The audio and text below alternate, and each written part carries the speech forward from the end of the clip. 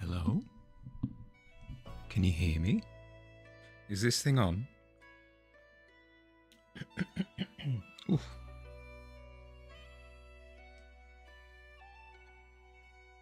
I as soon as I plugged in my tablet, it squished everything in my OBS preview. So I'm praying. I'm praying to anything and everything that it hasn't squished my stream. Is my stream squished? Are we a squishy stream now? Is that how that works? No, you can't hear me? Frick. Awful. Absolutely awful. How we doing? How we going? Welcome, welcome, welcome, welcome, welcome.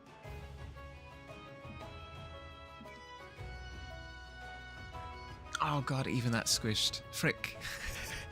So on my screen, my screen over on the side, it squished the preview of the window, so everything looks smushed.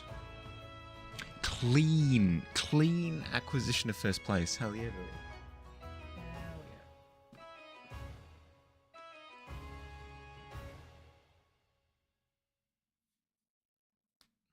How we doing?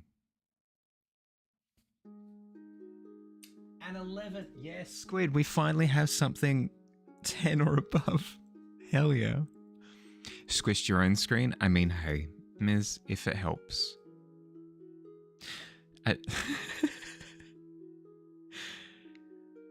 So yeah, Doc, I did cleanly break my leg the other day, but if it helps, Doc, like, yeah, we can plaster it and all that. That sounds good.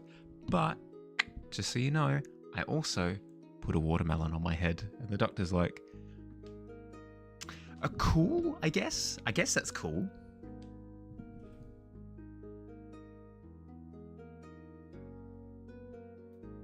Heck yeah, heck no, heck maybe. You were up till 1 a.m. writing law last night. I mean, I can't judge you. I do the exact same thing on the regular. The cam is kind of working. Is it?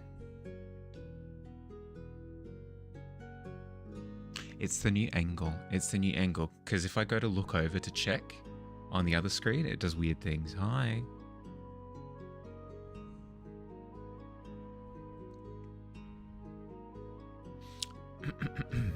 But yeah.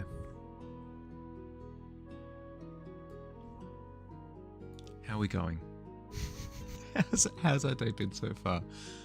I don't think anybody said yet. I'm in dramatic suspense. Started over on your December submission. That, I mean, but one, I'm sorry for your plight. Two, this doesn't it happen? Doesn't it happen every time? I don't think I've known of. What? You have a problem? Someone to help you? 6 months of a problem? Hell yeah, Fire. Hell yeah. Thank you for the sub. Thank you. I appreciate it. You were up till 7 a.m. No, Miz. Deary dear. Now that is a problem. You only woke up at like 11:30. It's tough. You need to go make food. You've been since then? You've been awake since... Yeah, sure. Yeah, if you gotta go make food, go. Also, just messing. That's okay. They say that when people are struggling, they can use humor to kind of speak to the truth. Just take from that what you will.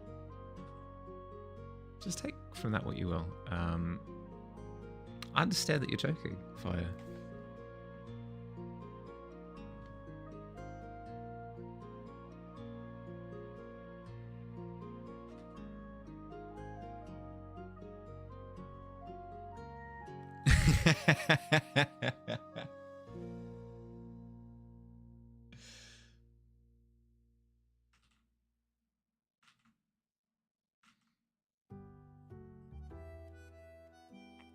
Taking the easy ankle shot, see how it is. I mean, you know me. Any underhanded tactic I can get my grubby little fingers on.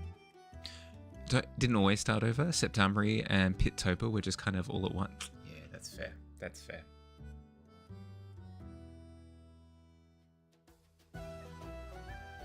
A 13 redemption.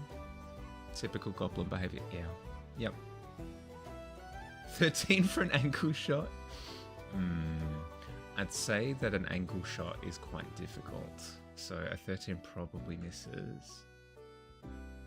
Unfortunately. Unfortunately.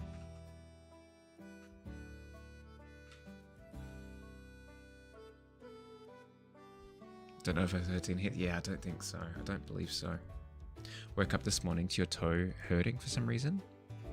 It's better now, so you assume you're sleeping on it wrong? Yeah, potentially. I know that I have a habit of, whenever I'm sitting down, I have awful posture in every single way. Whenever I'm sitting down, I have a terrible habit of, so this is a Mahali sitting down on it. We've got a chair, lovely chair, beautiful chair, glorious. I have a terrible habit of curling my toes like an absolute beast. Just the worst thing ever. I literally, the foot and toe action is it's a terrible. Yeah, return to monkey. Yeah, absolutely. It's a bad time. It's not recommended. It does terrible things. It will develop arthritis in my toes if I don't stop. Awful. Tall back shot. Well, I mean, doesn't everybody have like your Dracul? Your hello, my name is Vincent Dracul, and I have large chairs next to my fireplace. Large back chairs where I swizzle my goblets of wine.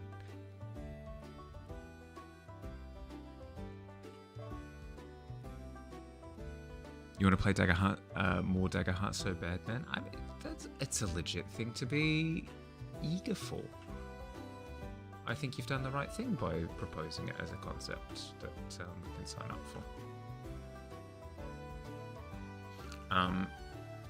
As I said, I bought Daggerheart.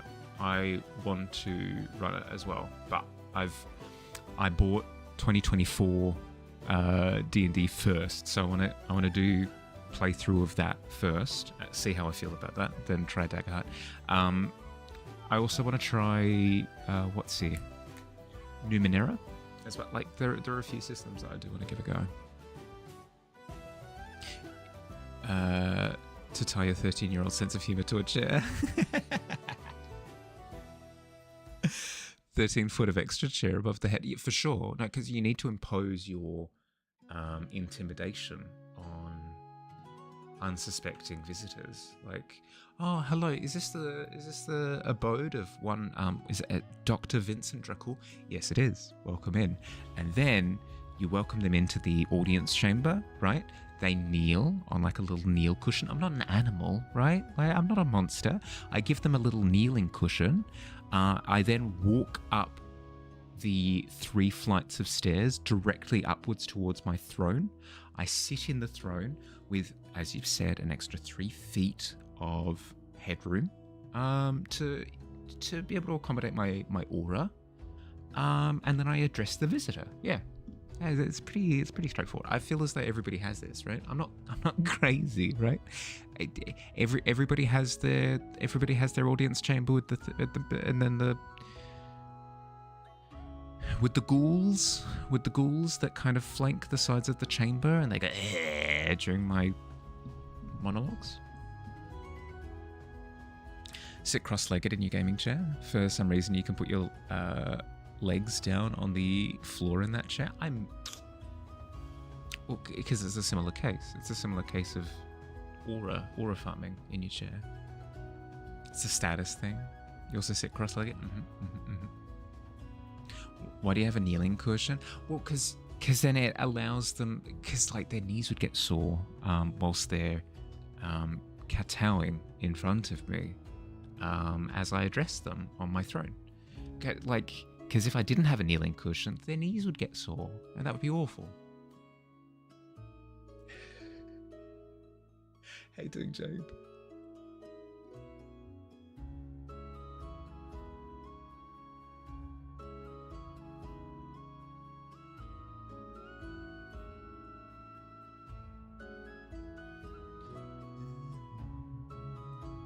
Oops. First diagonal line. It's technically straight. Technically a very straight diagonal line. I know why it's because I'm leaning in my chair. Okay. We got this. Straight line. 3, 2, 1. Straight line. Easy. You just have to build up to it. Chair legs so long that you need stairs to reach them. Back of the chair is an additional 12 foot taller than your head. And you need a megaphone to speak to whoever is kneeling beneath you. Like you can't, for sure. No, if you can't use thaumaturgy, then yeah, the megaphone is definitely the next best option. No. Okay, so we aren't all gifted with the ability to draw straight line, okay? We don't all have the power, okay? Sometimes you need to chant and then give it a bit of a run up, you know? You have a question for the monthly prompt. Could you technically do fan art of a character from a game for it? Because you just got an idea for this prompt to do a character from League. Yeah, you could absolutely do that. There's nothing stopping you. All of the rules are in the post. So if you go through, there is like a little list of rules. It doesn't sound like it's sounding like it's going to be a new piece of art, which is good. I think that's part of the rules, is that you do something new for it. Doesn't seem like it's depicting anything not safe for work or hateful or anything. I don't see a problem. The real struggle is drawing circles. Yeah. Also that we'll cross that bridge when we get there. We need to start with the straight lines first. You're part of the Discord now. Let's go. Oh, nice. Let's freaking go. You'll be able to start posting the quests. You'll be able to start posting quests. Hell yeah.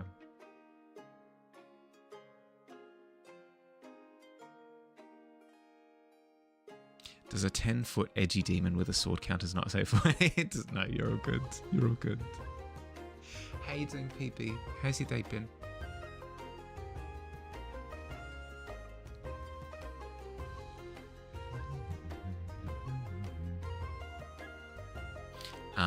By the way, the ads should work. I've set it up so that they look after themselves. But we'll see. We'll see at the hour mark. we'll see if it's functioning. In theory,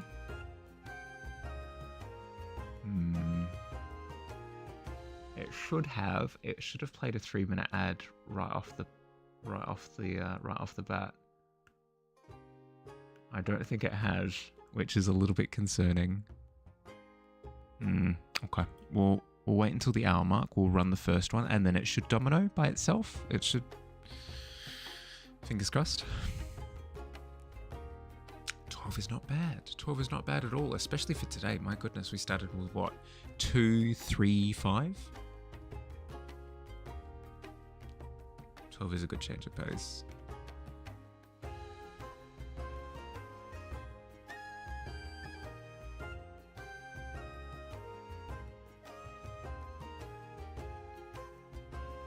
Oops. Hep. Hep. Hep. The noises help, okay? It helps. It helps. You ready? It's gonna. It just works. I don't know what it is. It in the same way that, you know, snipers, when they're posted up on a mountain somewhere, how they have to like breathe in and then hold their breath before they take the shot. It's the same thing here. See, it just works. Hi Slinky, how you doing?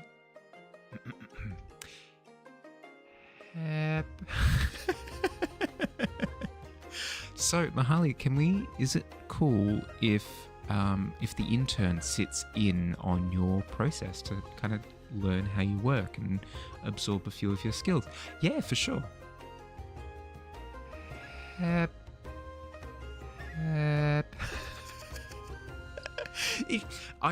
But it works though. These lines are straight. free ASMR. It's something. I wouldn't call it ASMR. For sure, get an original idea for this prompt, but you might do it as like a depiction of the gods and all. Yeah, there's no confinement on what you should do thematically or idea-wise for the prompt outside of the initial wording for it. So if you're depicting a beast of some kind, you've done it. You've done it. No need to rag on yourself about like how original it is, or I mean, if you're blatantly tracing somebody else's work, okay, maybe there's a problem there, but you're fine. I've lost my mind. Did I how dare you? Of course I have. Hate it when the interns try to absorb your skills. Back off. I stole these powers fair and square.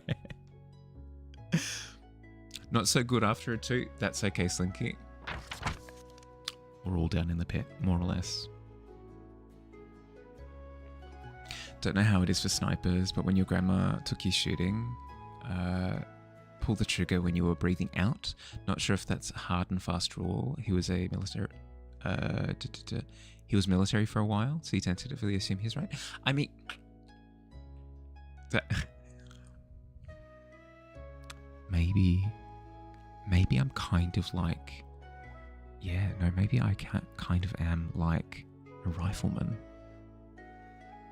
Maybe I have the same skills, because like I'm breathing out as okay, that was awful.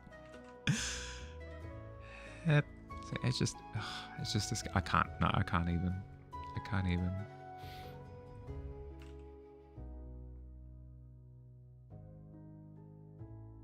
Can't even jokingly say it.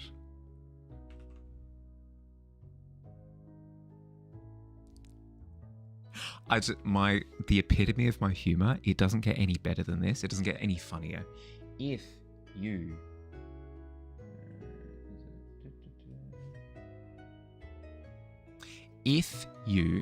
show me footage of somebody along the lines of going, you know what? I think I am the chosen one, and then immediately getting smushed by a rock. It just doesn't get funnier than that. It doesn't get any funnier than that. So the thought of me sitting here going hep hep hep, and then drawing out these lines and going, you know what, maybe I can shoot a rifle, and then immediately getting shot or something. Oof. It's good. It's a good time. Hi Mild, how you doing? Welcome to Madness. Where's the sniper? I think they're in the bushes over there. I can hear chirping. Help. Doing well? Good to hear. I'm attempting to draw straight lines at different angles. So I've got horizontal, I've got vertical, and I've got some diagonals as well. And I have picked up the stupid skill of exhaling with an enunciation of the word hep.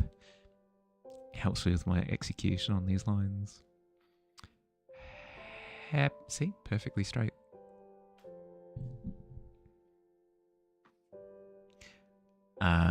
Sharing these things, yet judge you for your YouTube history. Yes, but it was never in question as to whether or not I was bonkers. Never in question.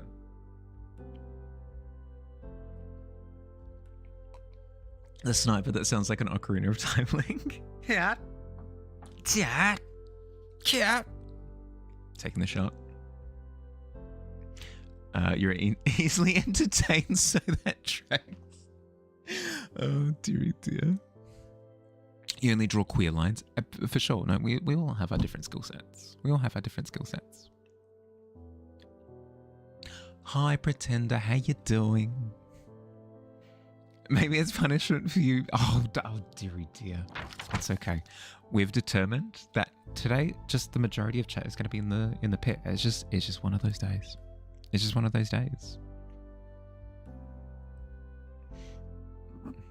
A 20 stream streak. Hell yes. That's awesome.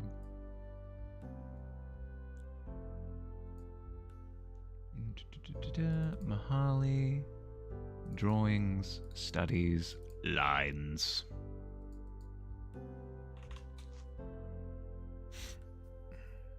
20 stream streak, baby. Hell yeah. 3.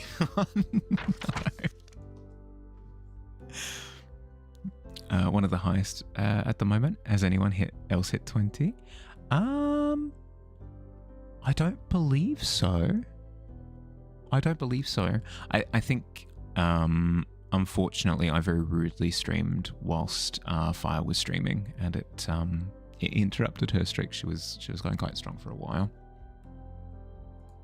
So I'd imagine that she would be in the 20s at this point as well.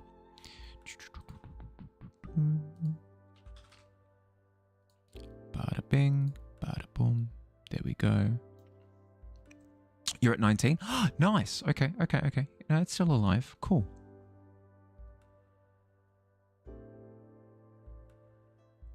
You hit 20 last time. Nice. Watching VODs for a few minutes saves it. Does it? Oh, that's cool. I like that. I like that a lot. Of course.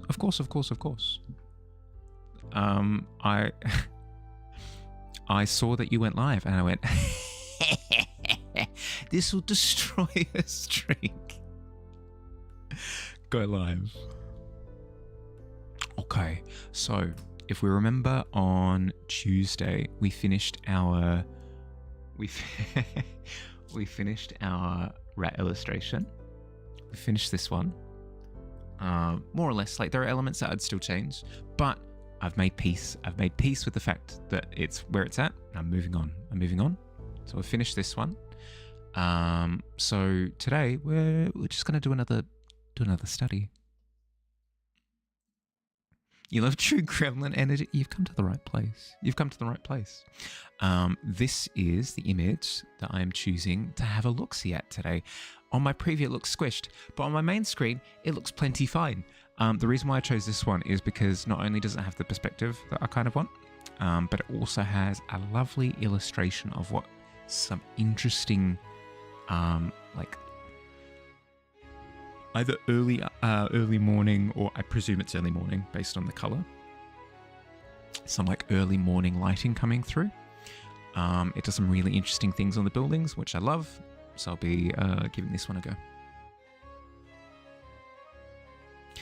Now you know that Billy is in cahoots with me to ruin your streak. It all makes sense. It's all coming together. Okay, so if I copy this, create new from clipboard. There we go. Links in the image. Let's see how we go. Now I anticipate I'm going to make a hypothesis ahead of time to kind of test it against reality to see if my learning is on track or if I'm a little bit crazy and I need to reassess things. What I anticipate will be the case is this building here will all be consistent with itself in terms of perspective. All of these lines will point to the same vanishing point, but all of these other buildings will have separate, unrelated vanishing points because they're on a curve. Because they're on a curve, it means that the vanishing point is kind of like skewing and rotating. Which basically just tells me that whenever I'm doing perspective of buildings that are kind of moving and a little bit wonky, I can keep the perspective accurate to each building. So building A, consistent vanishing point, consistent perspective. Building B, consistent vanishing point, consistent perspective, but with itself, not with building A, unrelated. Because shifting on a slope, all that jazz. So if this is the case, this is good news for me, because then it means that I can play fast and loose with perspective with buildings that are not in line with each other, which is awesome. Gives me more freedom. Don't know if you should be honoured or concerned. Both of us are out to ruin you. Now, I would feel honoured. I would. Never. Absolutely never. Got done with art for an OBS scene today. usually bad at having more detail, so it was a nice challenge for you. Oh, nice. If you've got a whip of it, or if it's got done with art, if you've finished with it, if you've finalized, I would love to see. If it's a case of you want it to be a fresh reveal for when you have it up on stream, that's cool too. All good. I'm just curious. You tell me there's new stuff to look at. I'd like to look at new stuff. She knows.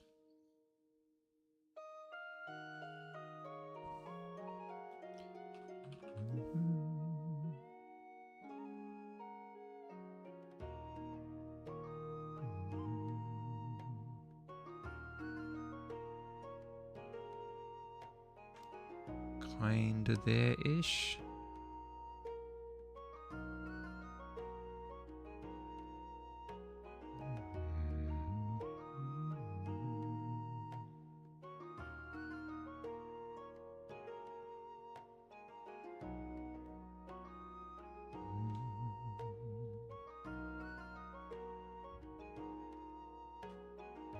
Yep. That all lines up.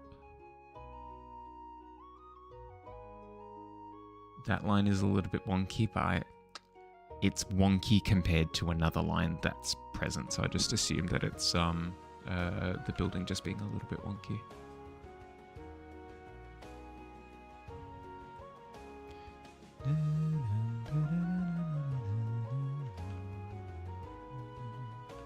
Yep.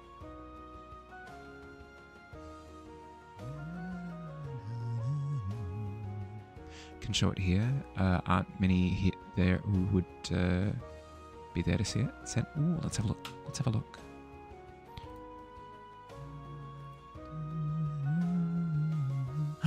It's cute. It's so cute. Mild, this is awesome. This is so cute. It's so good. It's so good. Here, let me try and... Sorry, my overlay doesn't allow for full screen like that. How good is this? So cozy. I love that. I love the holiday theming. It's so good. That's awesome. That's so good. I'll come up with more words, I promise. I love it. Awesome. Glorious. I've been seeing people kind of start integrating some of their holiday UI stuff, overlay stuff. It's been really, really, really cool to see.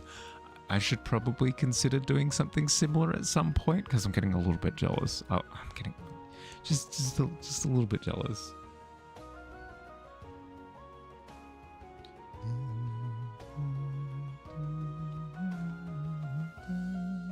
Yeah, for some reason this wall here is kind of more skewed, because like all of that is in line and then that one's out. So I just assume that part of the building is just wonky because everything else is abiding by the rule.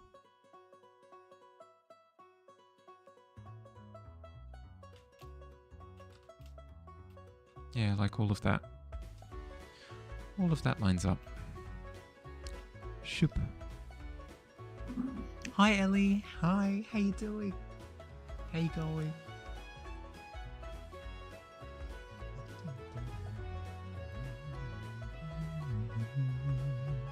Doing a Christmas event next, so you felt you needed some Christmas theming? Hell yeah. Plus it's just fun. It's fun to just have a splash of new paint, you know?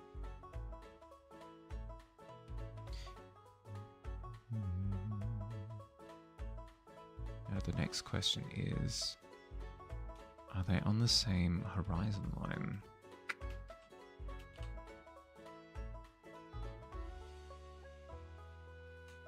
It's looking like that's the case, maybe.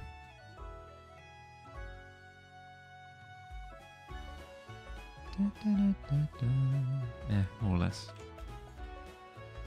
BRB, gonna have lunch? Enjoy your lunch.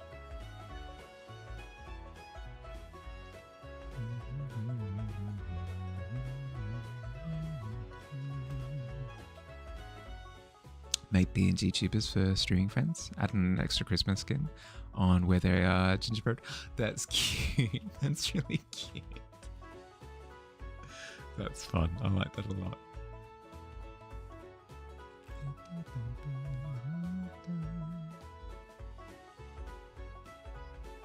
So if that all abides by that horizon line, I'm wondering if it all does.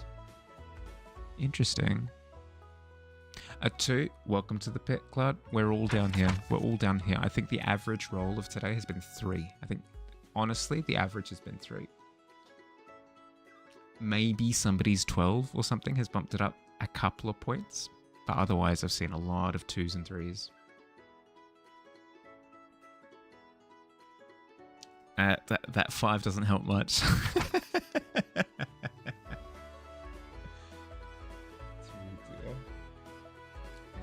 For the season. What can I say?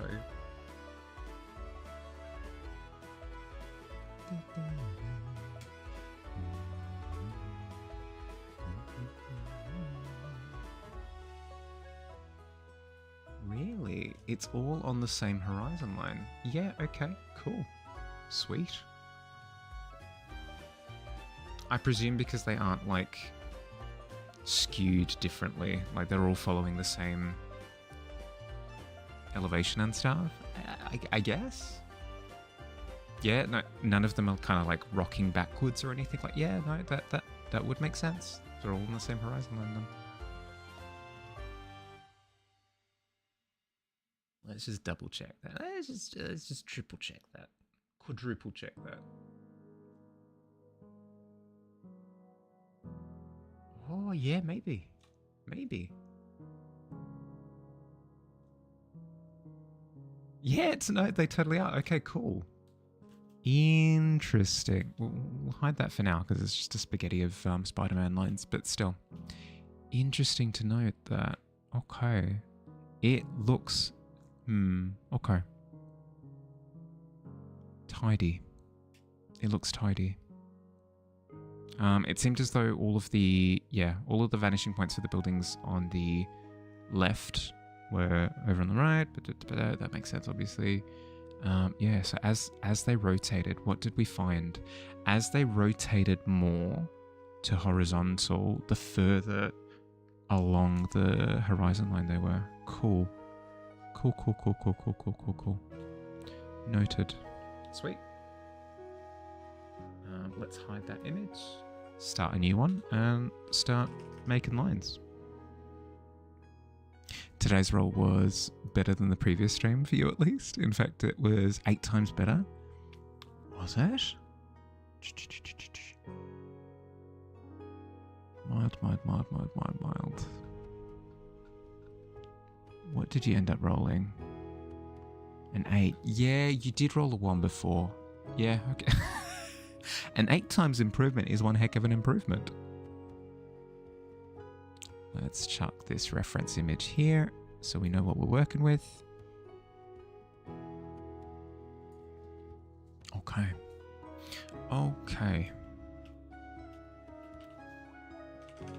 What are we seeing? A lot of blues.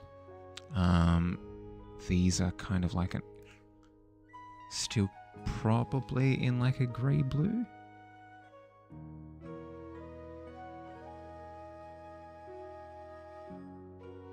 Yeah. Yep. Cool. Popped in to say hi. Gotta go. It's 8 in the morning. Going to the gym. Bye, Ellie. Thank you for stopping in for a little bit. Hope you're doing well. Enjoy the gym.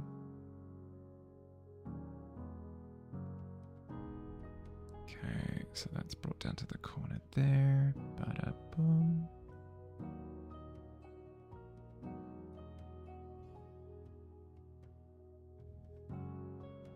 Whoever photographed this did a good job of framing the buildings nicely.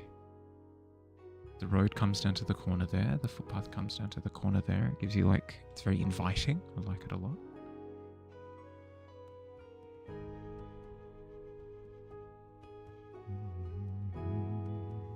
Eight times improvement is only possible for 2 numbers. 1 and 2. For 3, you'd have rolled a 24. Yeah, no,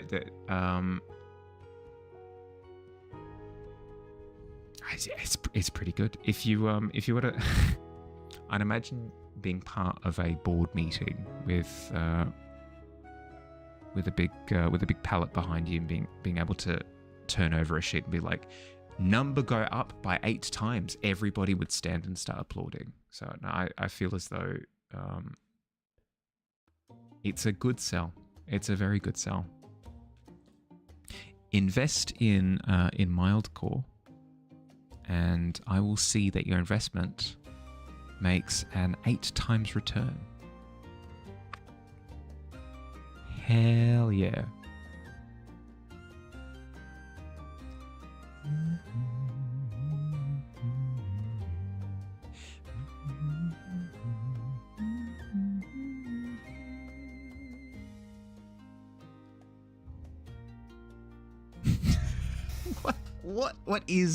What is the RNG today? What is it? Where is it? It's gone. Lost. Forever. For eternity.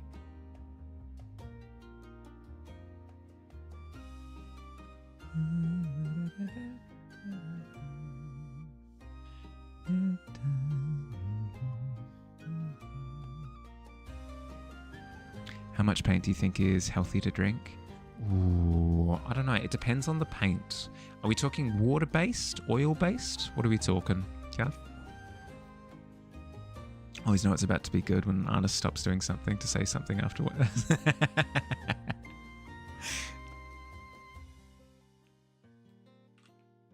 Acrylic?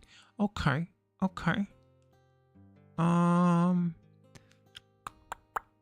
From personal experience, I'd say, as soon as you hit the 5th tube of acrylic paint, that's when your tummy gets a bit rumbly, I feel.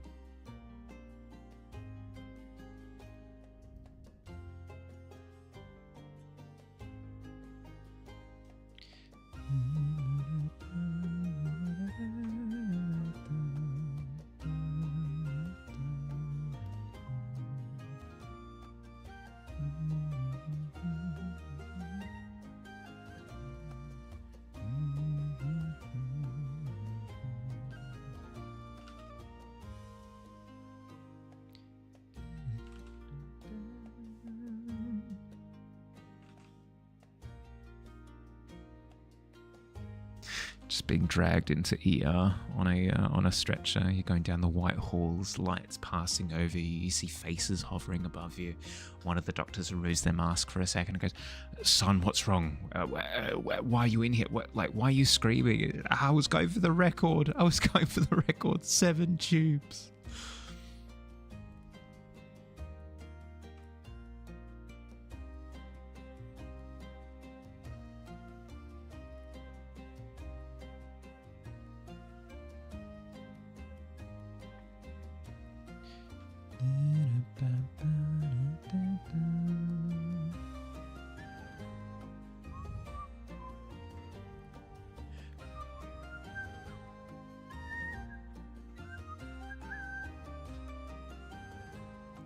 Makes sense. I think once the water to paint ratio tips over, might turn into some kind of eldritch being. Yeah, for sure. Because you are what you eat, right?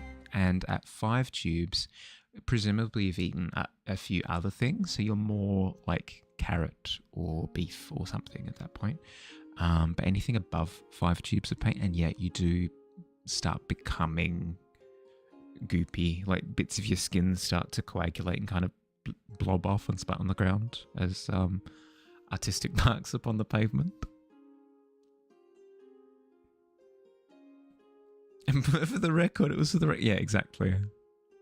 Sometimes you get that feeling, don't you?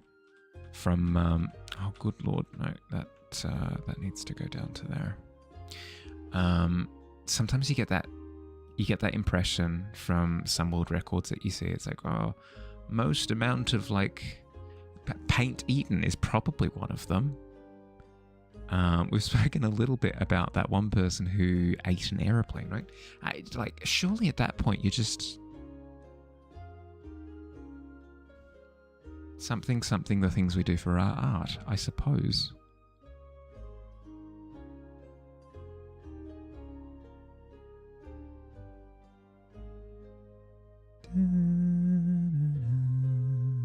How you doing, Gav? Gav, it's looking sick, by the way. Looking really, really, really, really cool. Looking really, really, really, really cool. Metroid Dread was one of my favorite games from the past few years, and I've recently been playing through Hollow Knight as well. So I'm not lying to you when I say that I immediately got that feeling of exploration, like coming across the chamber to receive the power-up kind of feeling from it immediately. Just so good. So good. Start to pump your stomach. Don't check it out, please. I'm so close. Grab Stocks by the collar. I was going to be someone. I was going to be Dr. Paint. So much work to do, but you're loving it. Good. As long as the love is still there for it, fly.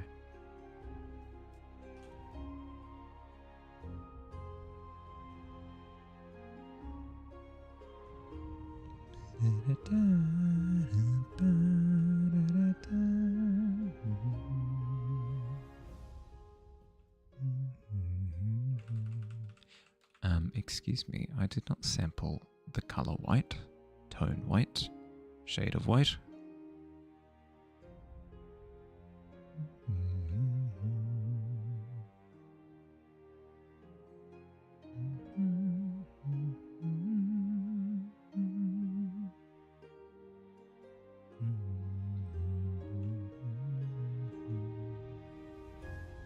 I've immediately betrayed my anchor points, in the sense that, remember before how I was like, oh, it's really lovely that the footpath comes to the corner there. Immediately just destroyed that. Destroyed that as a reference point. It's okay. It's okay. I don't need it. I'll get it close enough. I'm reassuring myself more than anything.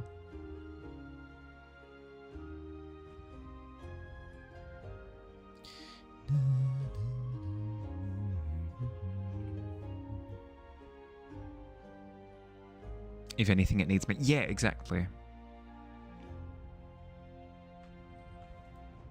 Not about perfection, it's about interpreting it. Well, not just that, but also I'm like, what I'm trying to study from this particular photo isn't my accuracy. What I'm attempting to study is like the lighting quality, color quality, and perspective. If I can get that done, it could be wibbly wobbly all over the place. I don't care. I need to reinforce it because otherwise it'll irk me. For Amazing Night, you've had a smile on the entire time. Pasted the wrong message. You're all good. You're all good. I mean, I'll take the compliment.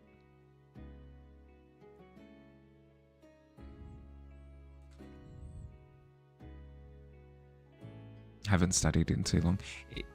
It's been a little while for me as well, which is why I needed to jump back into it. You're welcome. Yeah, exactly. You're so welcome, Mild. You're so welcome. You're all good. It's happened. I feel as though we can all empathize with having copied and pasted the wrong message. All good. You can wish to do. You're all good. You're all good.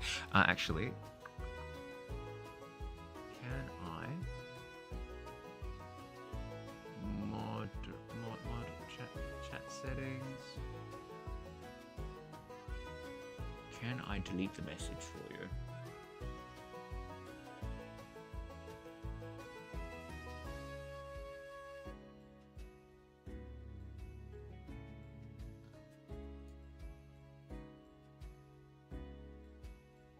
Yes, I can. There you go. Cool. Sorted. Yeah, no stress. Of course.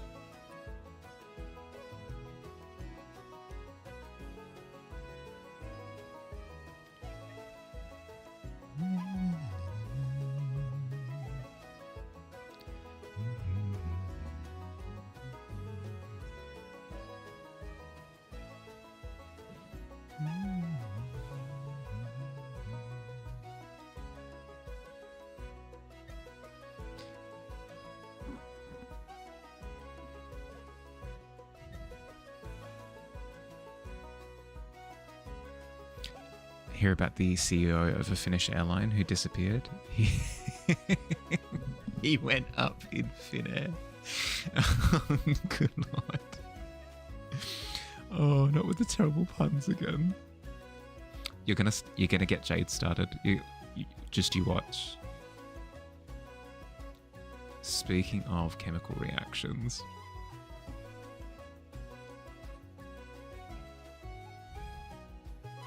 I do like the idea though of being in like what you deem to be an embarrassing social situation and then throwing out a pun as like a smoke bomb. Oh, that'd be sick. Oh, that's an idea. I should take some sort of utility belt to any sort of social gathering with me, so that if I'm struggling, if my social anxiety is getting to me, if I'm hyperventilating, whatever it happens to be, I need to just like, I don't know, throw out some caltrops or something and then chuck down smoke and then run into the night. And if anybody chases after me, because of course at social gatherings people chase after you because they're out to get you, they'll step on the caltrops. Oh, that's a good call. That's a sick idea. Get Jade going. They're right. A smoke bomb. What about stink bomb? Exactly. Yeah. Hell stinky. Oh god. Verbal smoke bomb is what you call it. Saying what's in your yeah. So yeah, dropping like grapple hook. Ooh, give me like a verbal grapple hook would be good. I feel, you know what's a verbal grapple hook? I feel as though the classic, would you look at the time? That would be a verbal grapple hook, I feel. Because you're grappling to the ceiling and just winching yourself out of there immediately.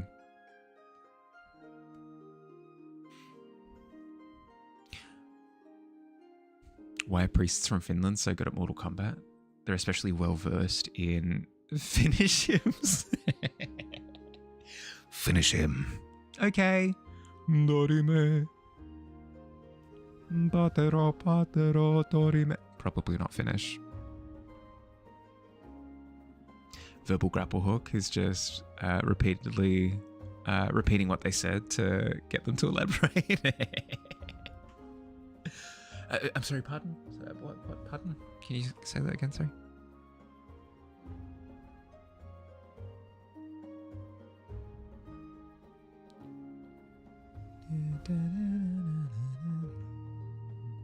Standing next to someone and start to crackle a chocolate wrapper. Oh, I'm breaking up. I think I'm going through a tunnel and book it. Yep. Ah, the connection here in this wedding venue is awful. Can't hear a word you're saying. Sorry, gotta go.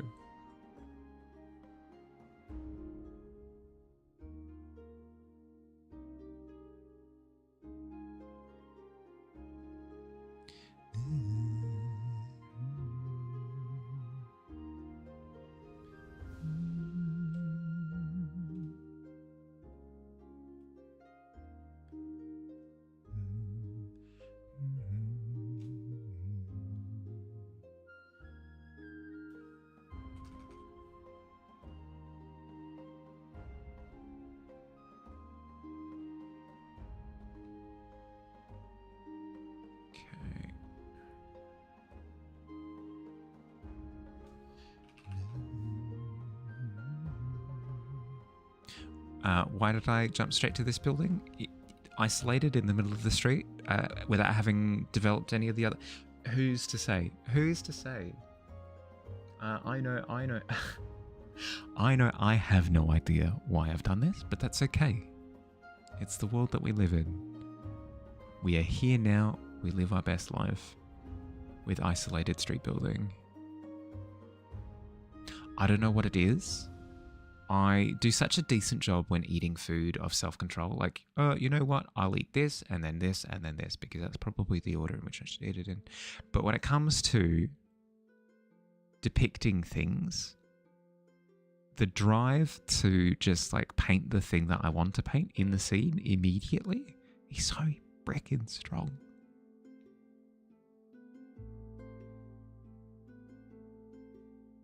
Wedding venue. Me and the reception was. Yeah, okay, I walked into that one. That's fair. Sad to see that nothing is made domestically anymore. Just bought this new TV and it says built-in antenna. Don't even know where that is. Well, that's the thing that is on top of the television. Built-in it. Dear Google, where is antenna country? Lots of love, Mahali.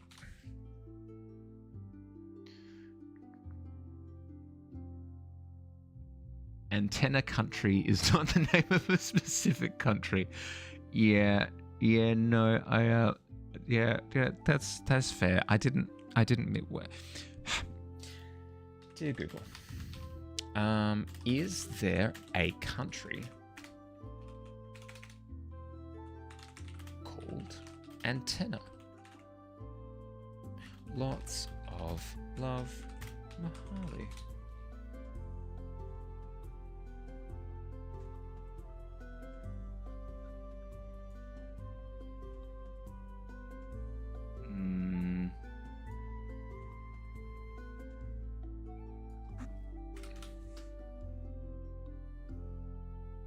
No, it doesn't seem as though that there is an island just off of Antarctica called Antenna Island. Maybe your TV was built in Antarctica. I don't think that's the case, but I mean that's the closest thing that I've got here.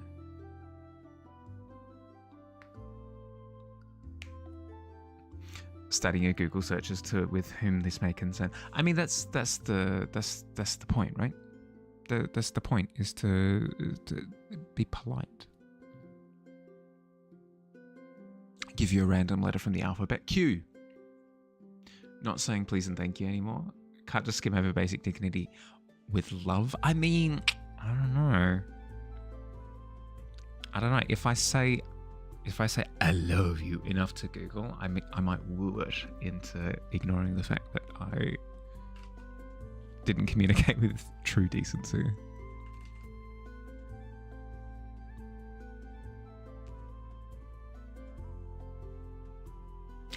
To be fair, Fire, I feel as though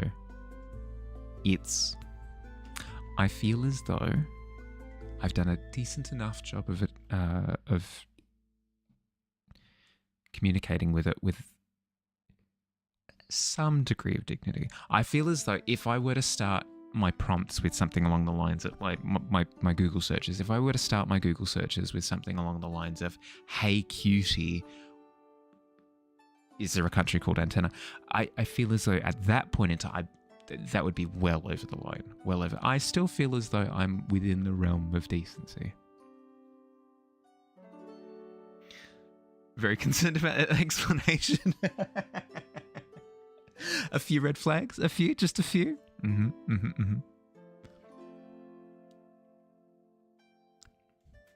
I start off all of my Google searches by telling Google how awful it is, and then I compliment it afterwards, and it just works, you know. Awful. Awful.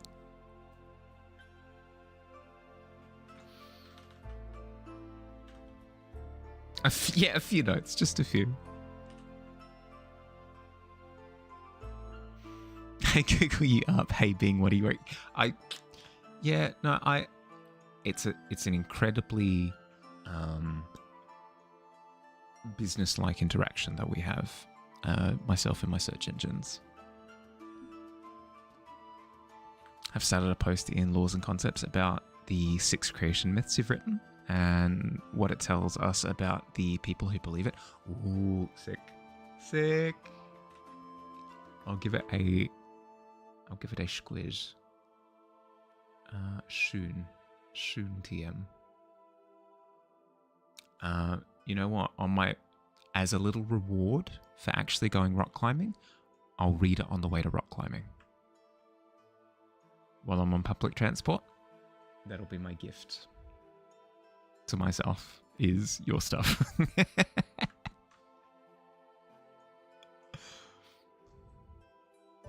a gift.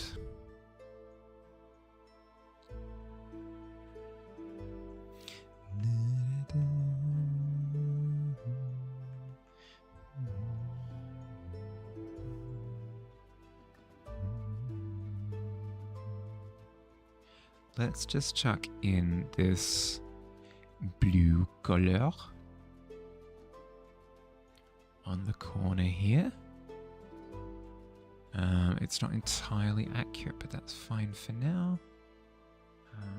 Do need to go through with something here just to break up the wall from the roof.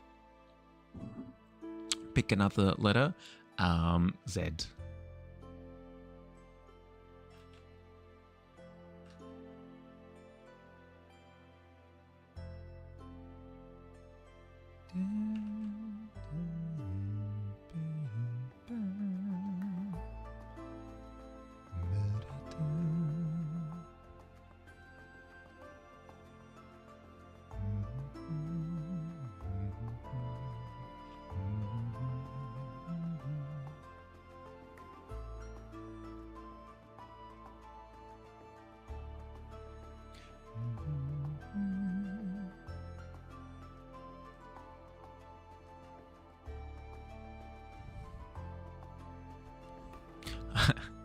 I learned all of my pickup lines from Google.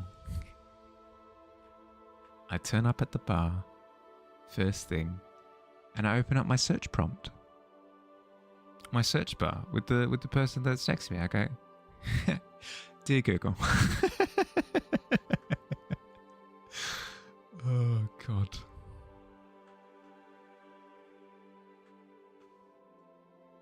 Hey, if it works. If it works, it works, it works.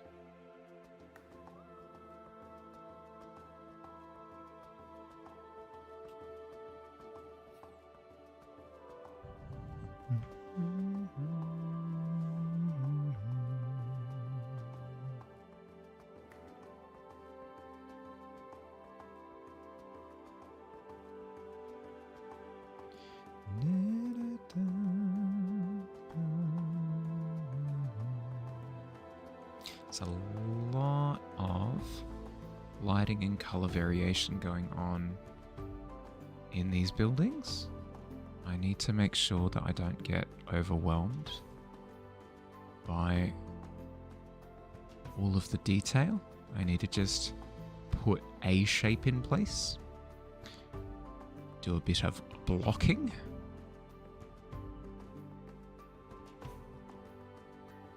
And from there, I can render it out afterwards.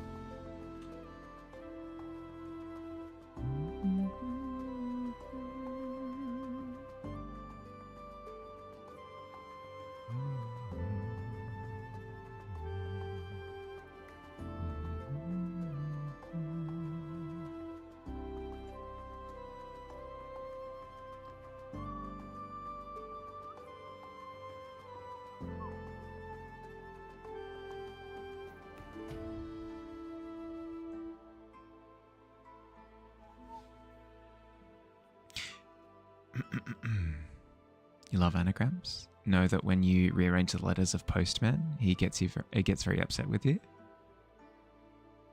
Stop, man. Ask Google to show me hotties near me and it pinned you. Oh, God. Fastest way to either get a chuckle or get kicked in the shin. Speedrun.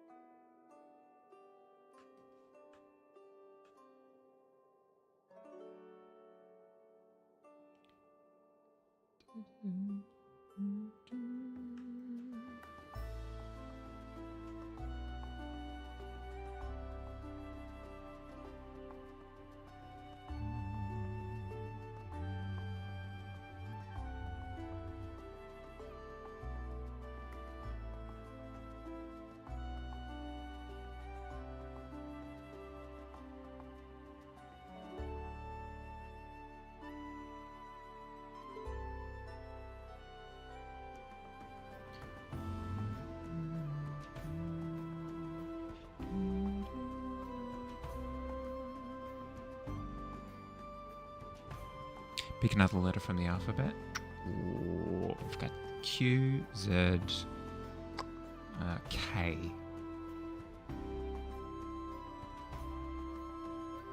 Got to reroll. Let's see it. Harley's an anagram for a very old-timey and commanding head nurse. Ooh, a lovely 3. I don't know what it is. Today's just cursed.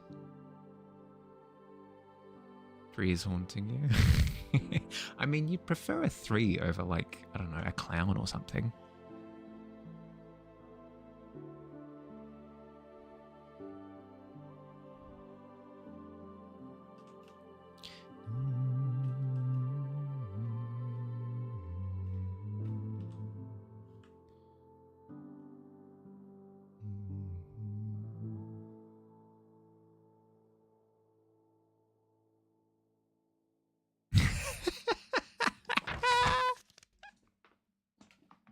I told you. It just... We all yearn for the pit. That's just how it is.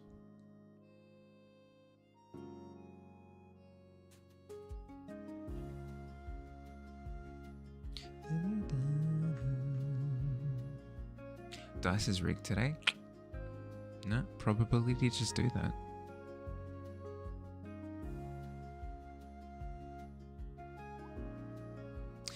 Mild is an anagram for some real Mad Max sounding names. Excited Malt. Exited Malt. Detox Limited. And your favorite, Mex Deltoid. Oh, Mex Deltoid is so good. God.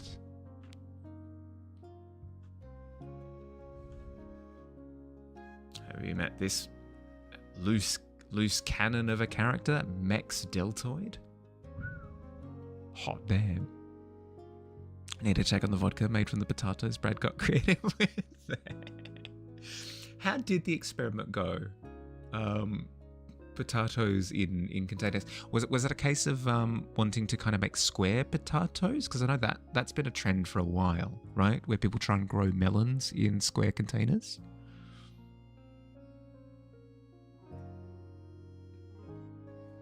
We're pitted against the dice. It's true. It's true. Probability just does that sometimes. You'll have days where you roll 2 20s in a row. You'll have days where you roll 2 4s in a row. You'll have days where you roll 2 3s in a row. You'll have days where you can't roll above a 10. There'll be days where you can't stop rolling above a 10. It's just how numbers work. Murphy's Law is that something, anything can happen. It's not Murphy's Law. But still, like, if probability states that it is possible that you could roll 15 ones in a row, it's a thing that could happen. You could roll 1,000,000 ones in a row. It's statistically unlikely, probability-wise, it's probably not going to happen because the chances of that happening, the chances of you rolling the same number over and over and over again ad infinitum is infinitesimally small. But a couple of times in a row, 3 times in a row, it's possible. Brad just wanted the potatoes to look like his bottle instrument. Get that because it's Brad? Yeah. Yeah, no, that's very Brad-like behaviour. Yeah, no, I I can understand that.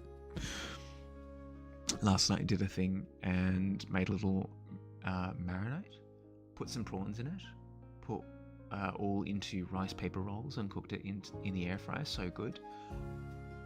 marinate, put some prawns in it, put that all into rice paper. Ooh, like a prawn spring roll. Hell yeah. Hell yeah. No, that does sound delicious.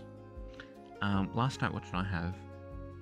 I had microwave meal spaghetti bolognese, but I've started engaging in the behavior, in the routine. I've started engaging in the routine of having like a microwave meal ready for whenever I finish stream. That way, one, I'm not tempted to order like a McDonald's, and two, it just means that I'm not spending like a couple of hours after stream cooking something when I should be heading to bed. Pick another letter from the alphabet. Not I, U, or X. Okay. W then. That's a fun one.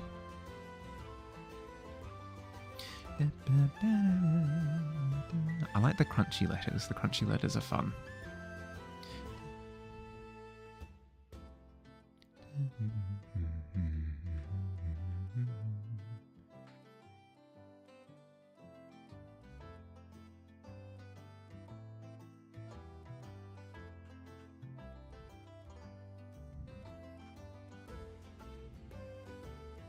Now pick a number, 1 to 9. Are you doing one of the chatter boxes, the origami?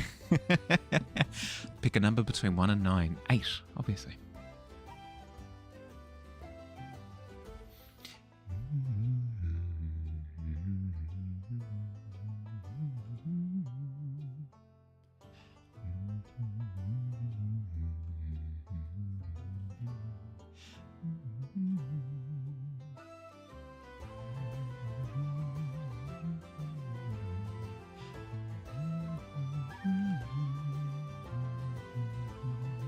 Chosen the wood chipper drag. Hey, there we go. Chatterbox is an anagram for exact throp. That was quick.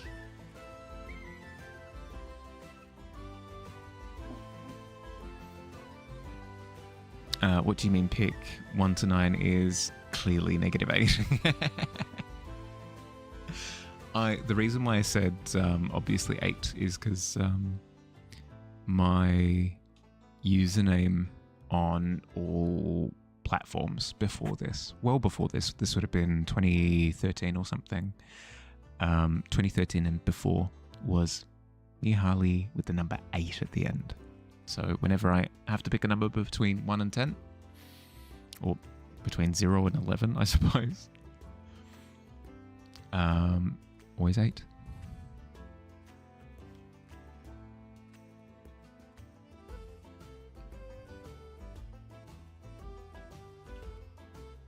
It's not even like a superstition thing either, because I don't tend to be very superstitious.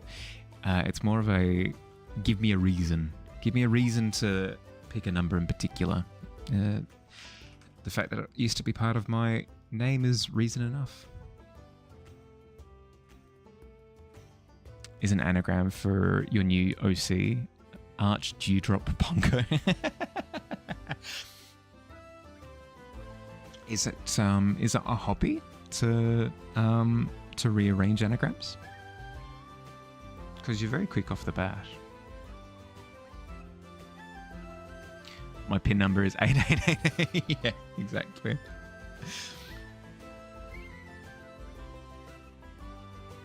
Obviously.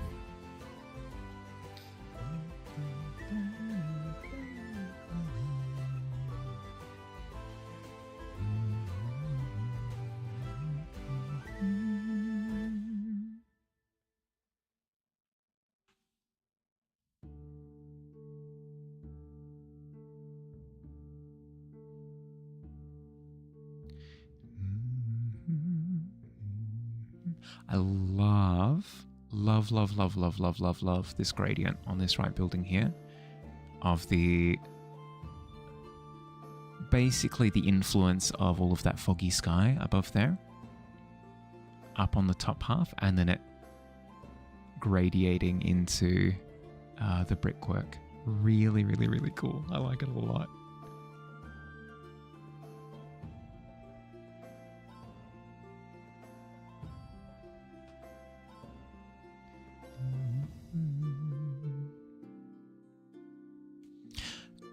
what do you call presents for round structures with small spears? To contain rotation to a single axis that are important structural parts containing Ursus Arctos that come with presents. What? A gift bearing bear loaded load bearing bearings gift.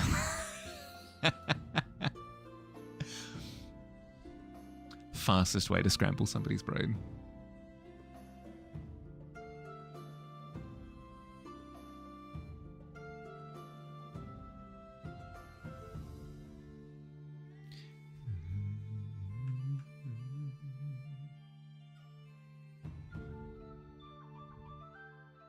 That took you a solid 5 minutes to come up with last night. So you sat there constructing it. Yeah, okay, fair.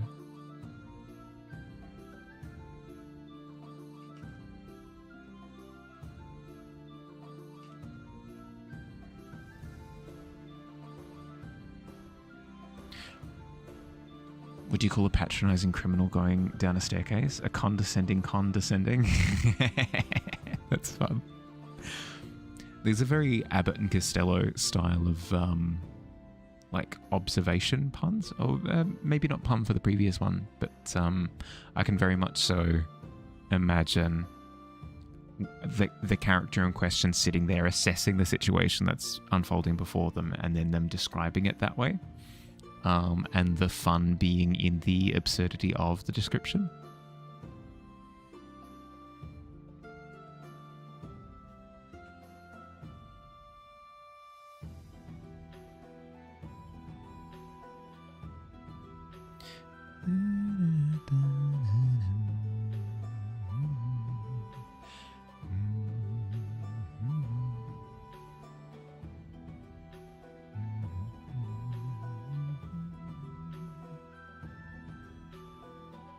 Okay, we need to bring a little bit of red into the brickwork because it's quite warm, but then at the same time, these are some cool shadows that we're working in as well. So we should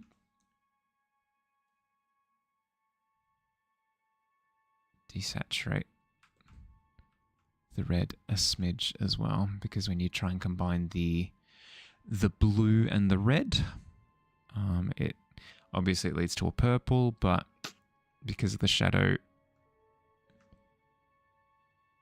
tends to be a desaturation as well. And a desaturated blue-red is usually a grey.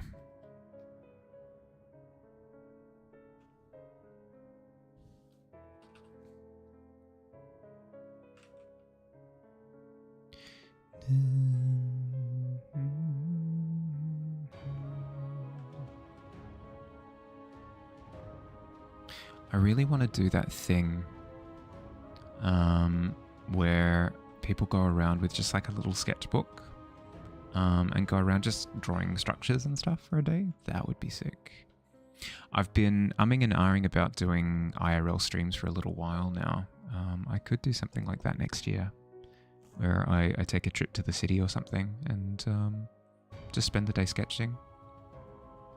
That could be fun. I'd need to be free. I'd need to be available to do it, but I reckon that would be quite the enjoyable experience.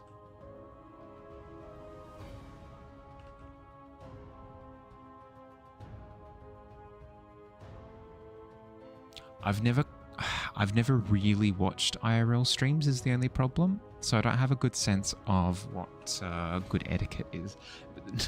Not that all IRL streams abide by good etiquette, but I don't have a good sense of do you need to make sure that you're in an area that's not very populated so that you don't get other people on stream? Do you need to... Is noise a problem? Noise would be a problem. Noise would be a problem.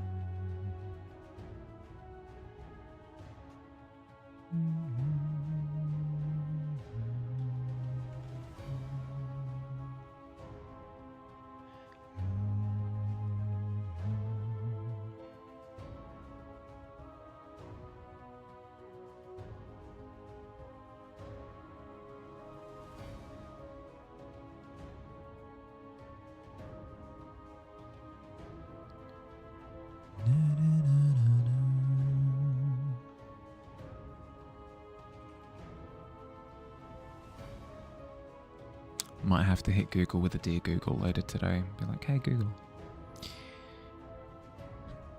how does IRL work?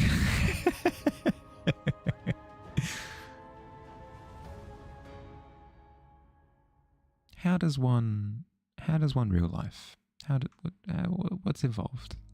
What kind of safety equipment is required? How many harnesses?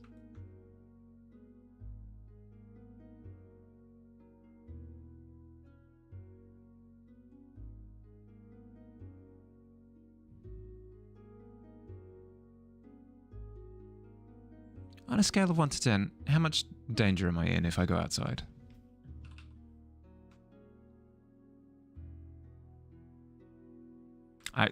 Actually, I'm curious.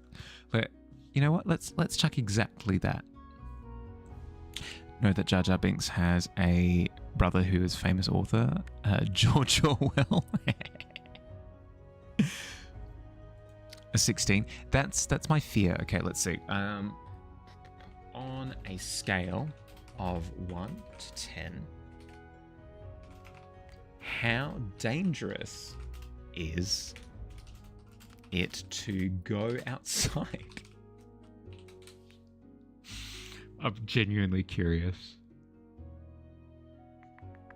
Going outside isn't inherently dangerous, but the risk level 1 to 10 depends on environmental factors like sun intensity, air quality, and extreme temperatures, ranging from 1, clear skies, good air, to 10, hazardous pollution, extreme heat and cold, where you need significant protection to stay indoors, requiring checking local forecasts for UV index, EPA, air quality index, temperature, and wind chill. I mean, it makes sense. What's a 10? Let's have a look. Oh, good. They even went up to 11. Okay, hell yes. Hell yes. Okay, UV index, sun danger, minimal risk, wear sunglasses. Yeah, okay. Risk of harm, seek shade midday, use sunscreen, 3 to 5. 8 to 10, very high. High risk, minimize exposure, 10 a.m. to 4 p.m. Extra protection needed. And then 11 plus. There's an 11 plus on the UV index, apparently. High risk, extreme risk, burn in minutes, avoid the sun. Oh, good Lord, that's amazing.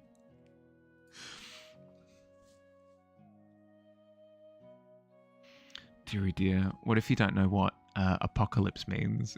It's not the end of the world. I mean, inherently. Let's see. Oh, good Lord, the air quality index is on a 300 scale. 300 plus. Everyone avoid all outdoor exertion. Oh, good Lord. Stay inside. Don't leave the bunker. Temperature and wind chill isn't on a scale. Apparently, it's just temperature based.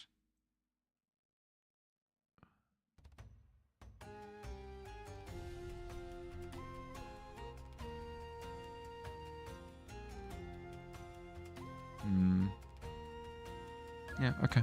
All right. So it seems as though the general answer is, if I fear for my well-being, if I tend to go outside and do an outside stream, check the news to see if the radiation cloud has cleared. Check to see if it's actively, like if the sky's on fire. So, I mean, it generally is, because, I mean, it says avoid the sun, right? Good Lord. The sun's huge, right? So it's going to be really difficult to do that. But I don't know. I'm pretty good at hiding. Nonsense. Absolute nonsense.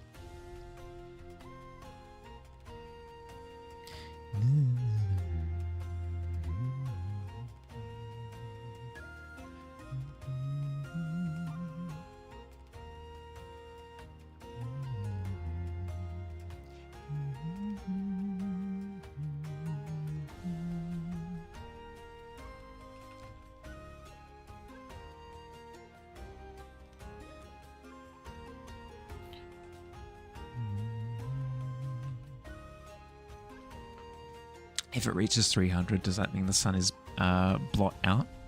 isn't smart enough to be a pun, but there's a level of reference.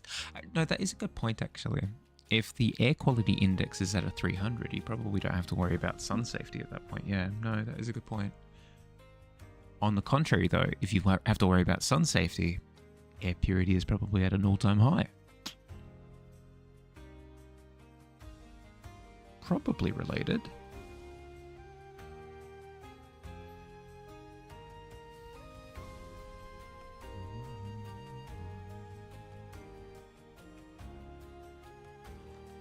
Oh, excuse me. Do I need to sneeze? Hello? No? We good?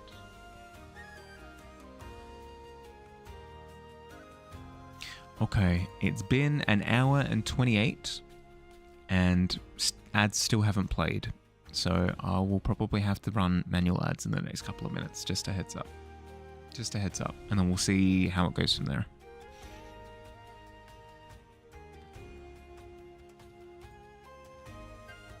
We'll see how it goes from there. In the next couple of minutes. Okay, so at 2:05 my time, I'll be running an ad.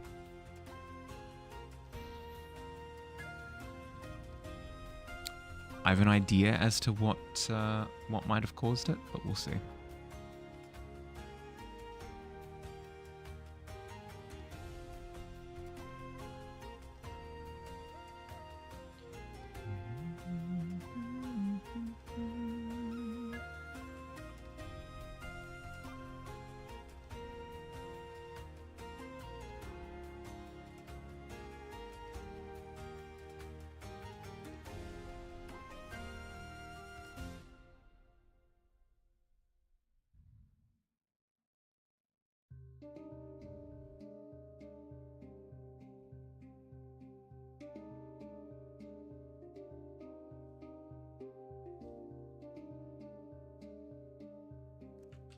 Saw an old radio that had a broken volume dial. Had to buy it. Just knew you couldn't turn it down. Glorious.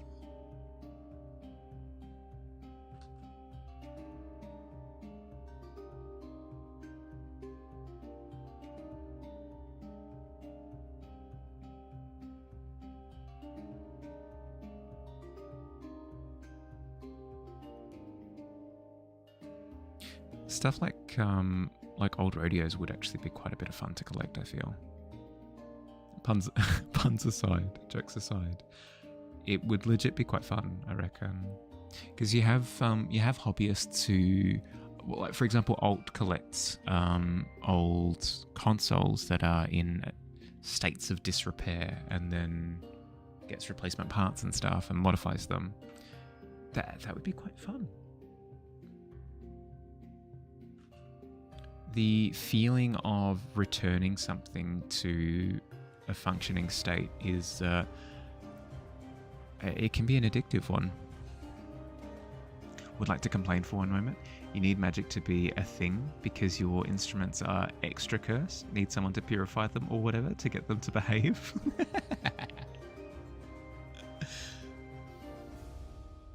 I do like the idea of you returning to some doctors and being like, sorry, it's cursed. It's all cursed. I can't work under these conditions.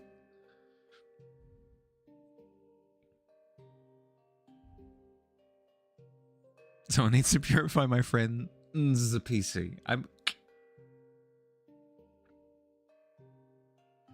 mean, hey, if we haven't befriended a demon or two, what are you doing?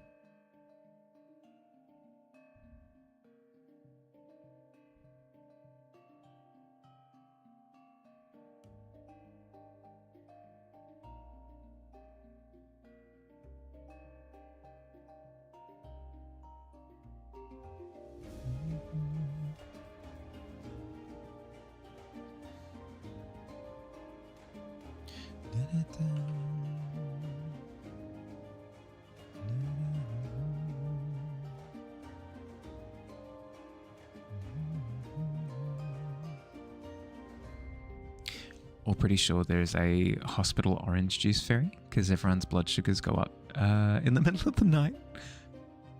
Need somebody to swipe that thing. Really? So it's a case of testing a patient's blood sugar level. That's fun. I mean, not fun, obviously, because then it messes with the current health state. But I mean,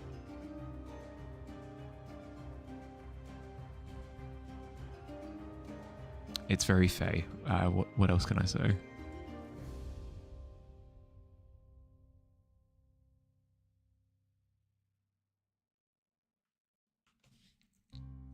Might think Egypt was the empire with the most cats, but by the sounds of it, it was actually the Persian Empire. Yeah, well, I presume so. I presume that's where they came up with the name.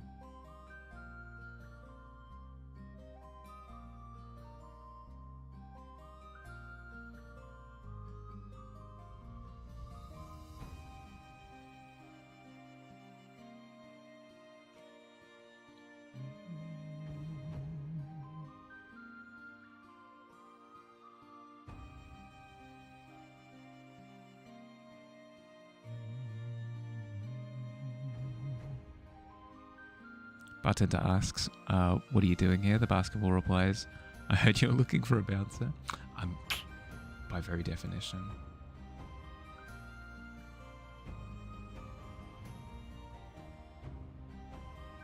Basketball is then thrown out of the bar, straight to a hoop.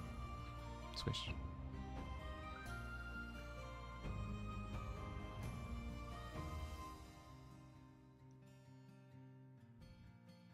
Okay.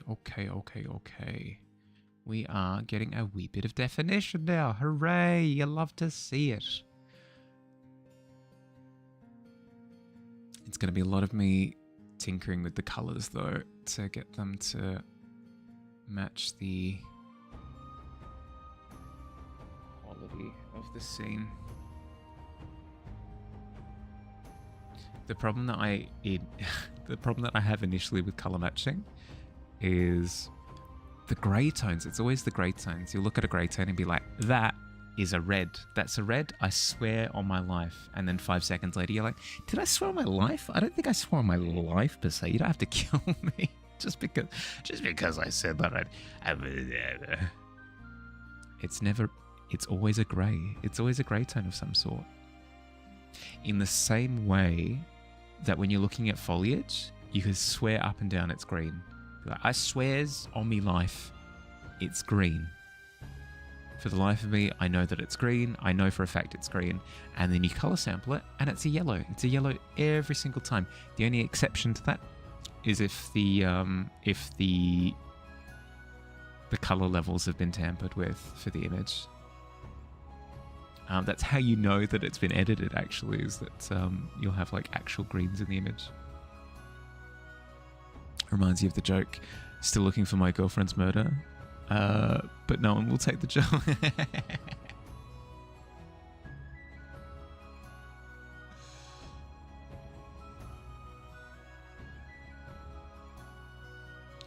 Murder.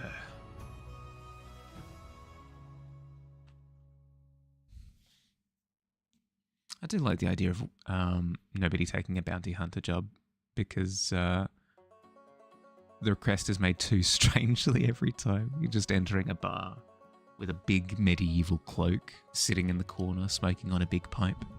And they come sit at the table like, hey, you wanted me to do a job? And you're like, yes, I disclose to you the secret of my machinations. I wish for a grand escapade, a murder, if you are. And then they just leave. They just leave because you made it weird. You made it weird. They're fine to kill someone, but like, don't make it strange, dude.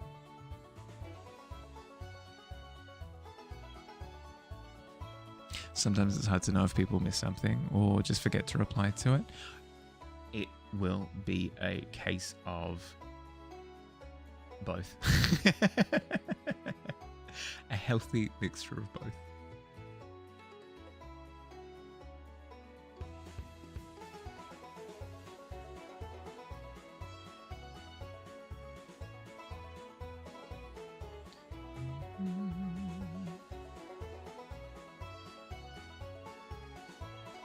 There will be the odd exception, though. Like, for example, if somebody says something weird in chat and you just don't want to touch that with a 10-foot pole, I've gotten into the habit of being like, cool, and then moving on without addressing it.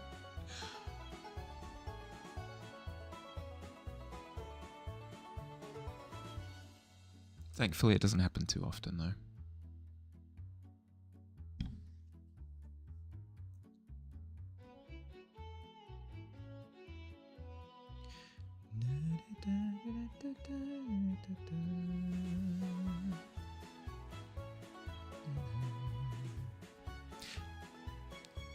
As someone who has ADHD, literally have object permanence issues. If you do not respond to a text or email immediately, you forget about it. So you've been working on doing it when it comes up rather than later. Yeah. Do you get greens in photos if someone has taken a photo of a green light, like a stoplight or yeah, for sure. But I'm talking about like in nature. In nature, like very, very rarely we have a natural green. Very, very, very, very rarely. From what I've seen anyway.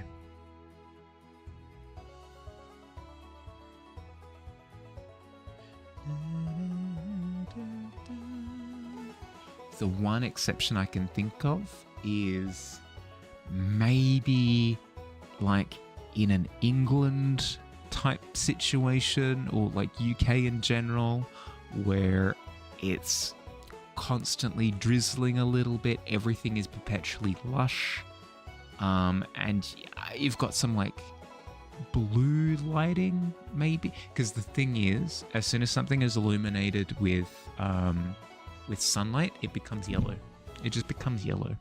As soon as you got sunlight on grass, it's yellow grass. So as soon as you've got sunlight on tree, yellow leaves. It's just how light works. And then because of how shadow works as well, yellow grass, yellow leaves, blue shadows. So you don't actually end up with a green. Your brain kind of does a little bit of mixing. It goes, oh, okay, yellow, blue, cool. You've got some green in there. But you don't. You don't actually. Some people may depict it, but it is not accurate. And accuracy is fine. Like, you don't need to get it 100%. So if you decide to use green, it is not the end of the world, not by a long shot. If anything, it can look quite nice. Just talking in terms of image analysis.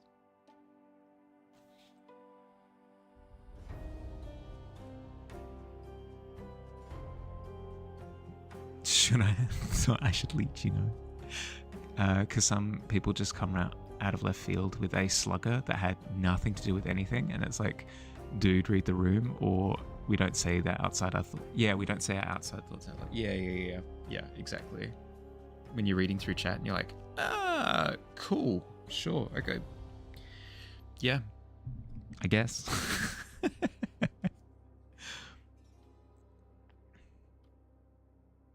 The leech is great integration.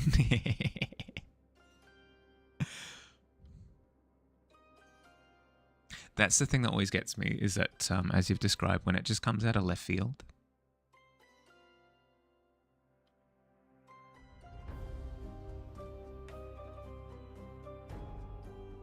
When we're all discussing, I don't know, we're all discussing like sun safety hazards, whatever, like a scale of 1 to 10.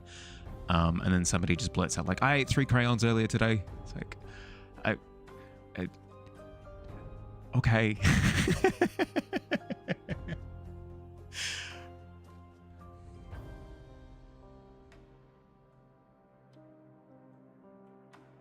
We weren't talking about crayons, but I'm. Are you okay? Is everything cool?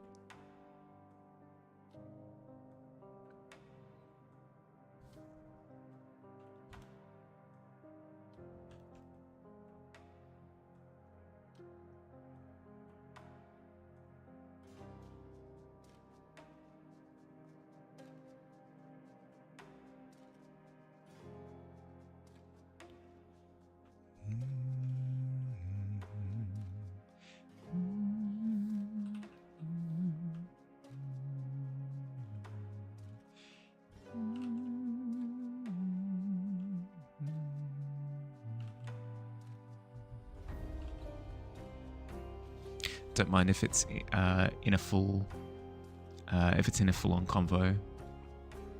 Not one of the things you thought you'd deal with on stream. Yeah.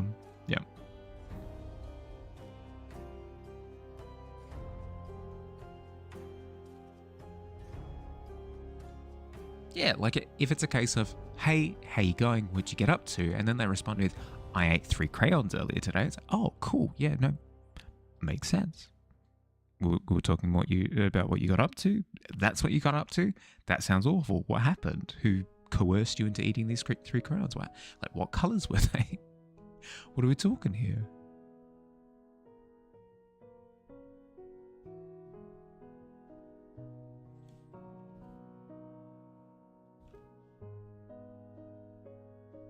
Were they crunchy, you know? What kind of mouthfeel do crayons have? Would you recommend that I eat crayons?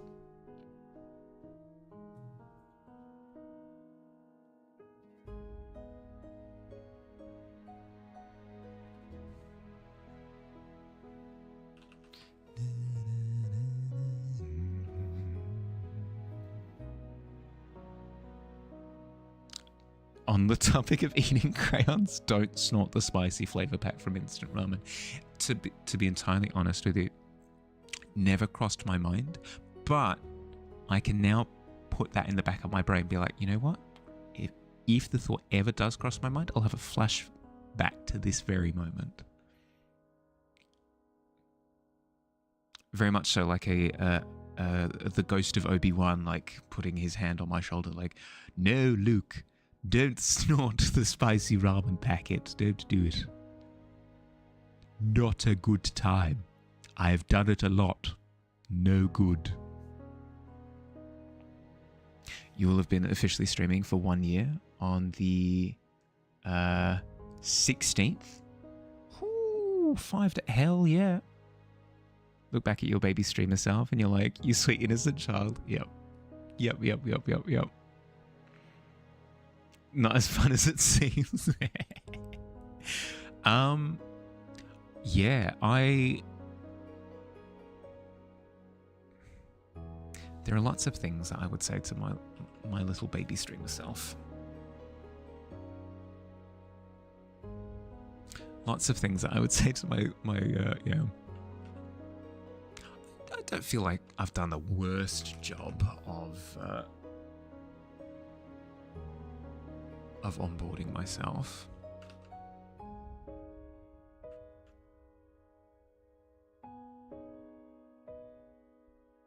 It took a while to develop the skills that paid the bills is the only thing. Pays the bills? As a healthcare professional, reality is so much stronger than fiction. People get hella creative. Oh no. Don't do it. It was spicy and it was there for 4 hours. Oh, good lord.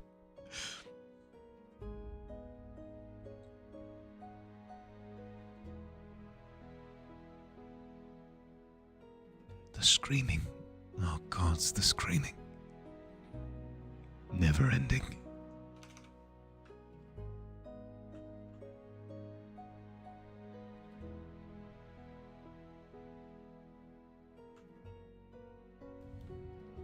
So DM, yeah, I would like to snort this packet of spice. Is that cool?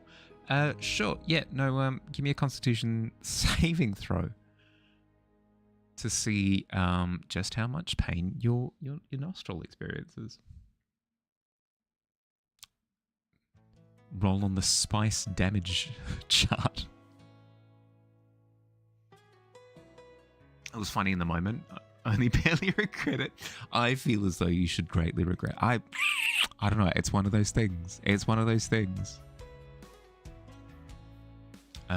Feel I'm very good at gently correcting people and setting boundaries, giving you more confidence to call out your chatters that are pushing the limits or making you or others uncomfortable.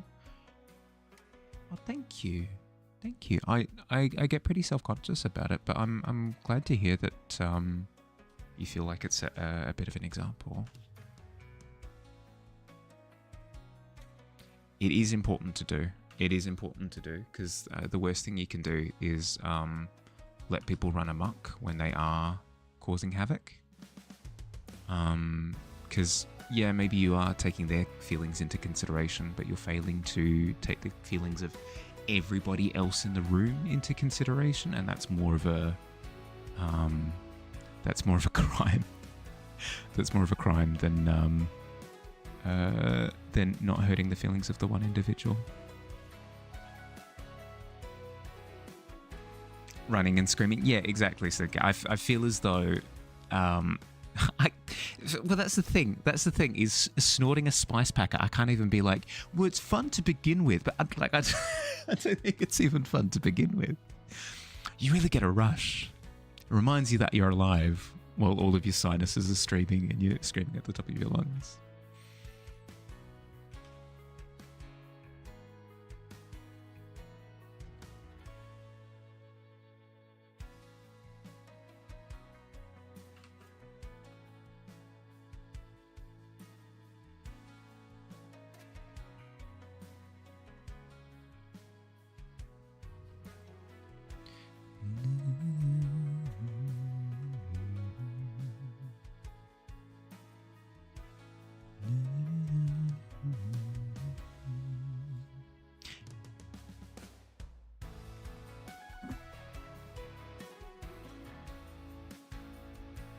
Don't mean to string the news on you. Strong. All right, one more pun. One more pun or piece of clever wordplay, and then it's back to the dungeon. Okay, maybe not back to the dungeon, but we'll give it a break for a little bit. We need to give it room to breathe. We need to give the wordplay room to breathe, because if it's rapid fire, then it doesn't seem as clever, you know? You need to give it its space.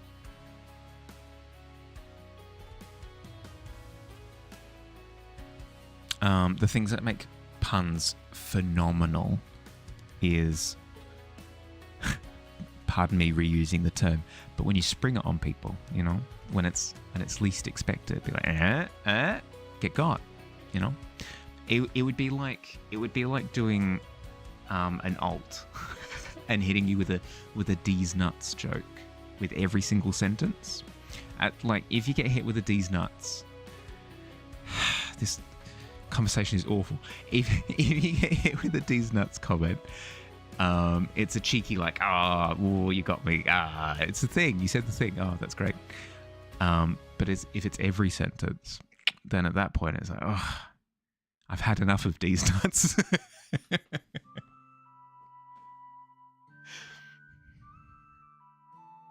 Trying so hard to not make a joke from letting it. You got this. I believe in you. Well, I did say you're allowed one more. So pick your weapon of choice. That is a good question, though. Medieval rules apply. Fantastical medieval rules apply. You're allowed any weapon.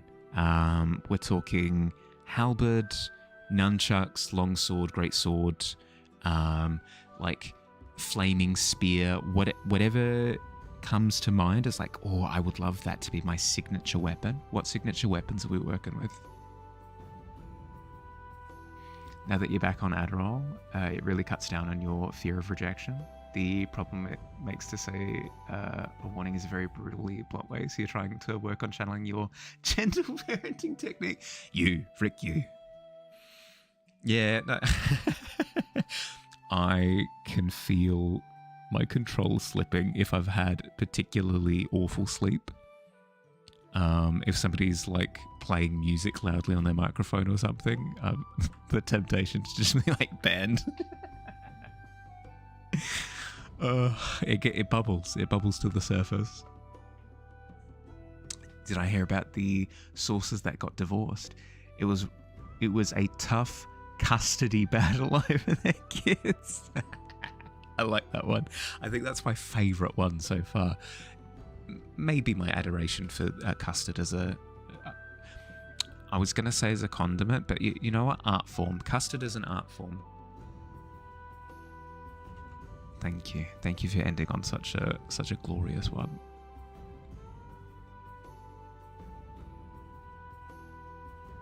But yes, what main weapon are we running with. In video games, it's known as your loadout. It's what you kind of like equip before you embark on your adventure, right? What are our loadouts? What are our weapons of choice?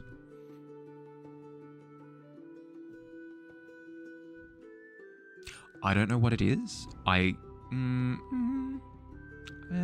suspect a couple of things. My favorite weapon has always been the quarterstaff. Always been the quarterstaff. I anticipate that it's because I actually really don't like being violent. So the idea of being able to shut down a situation in a really cool way with like minimal stabbing somebody in the eyeball is super appealing. Plus, there was a what's it called? What's the genre? There's a genre of I believe it's Chinese storytelling known as wuxia. Wuxia. W-U-X-I-A. Wuxia. I think. Correct me if I'm wrong. There was a film called The Forbidden Kingdom with Jet Li as one of the main characters. Really cool movie. Like, cheese factor through the roof, for sure. But still, Jet Li plays the character of Wukong in that. He's like the Monkey King. And he's got a staff, like a jade staff, that like quarterstaff that he uses as his main weapon. And funnily enough, set aside everything about the movie, literally everything. It's like Jet Li, like put it in the corner for a second. The sound design that they used for that staff just has sold me from day one.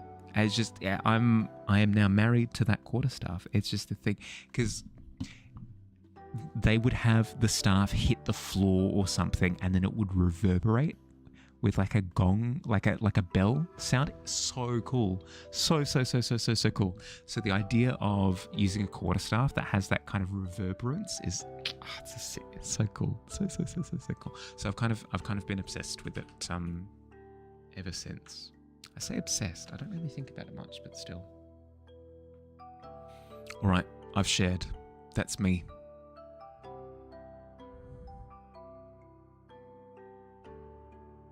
That is my weapon of choice.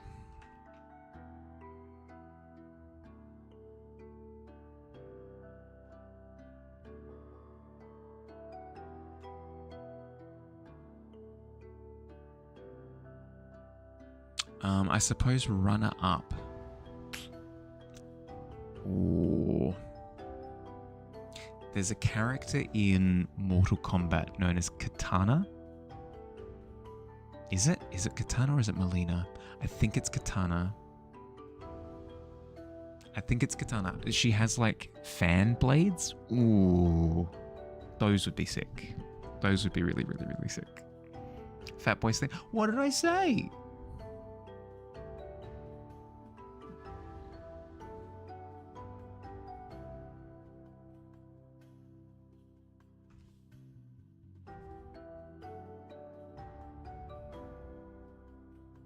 Weapon of choice, but that was the whole thing.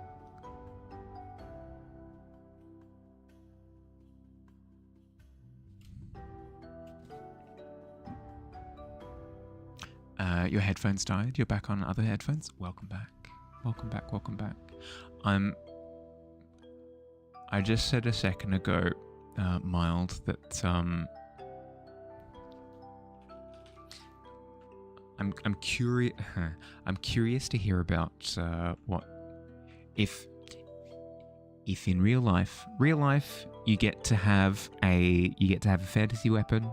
You just, whether it's just a thing that you collect or it's a thing that you can go adventuring with in real life, or with you as a person. Which fantasy weapon would you go with? And I had listed the jade quarterstaff from the Forbidden Kingdom as my ideal weapon of choice. great song. Christopher Walken does an excellent job in that music.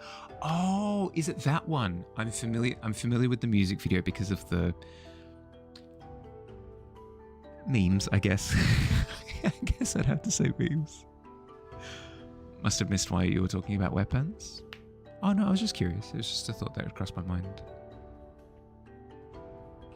I was curious to hear about what people's preferences would be.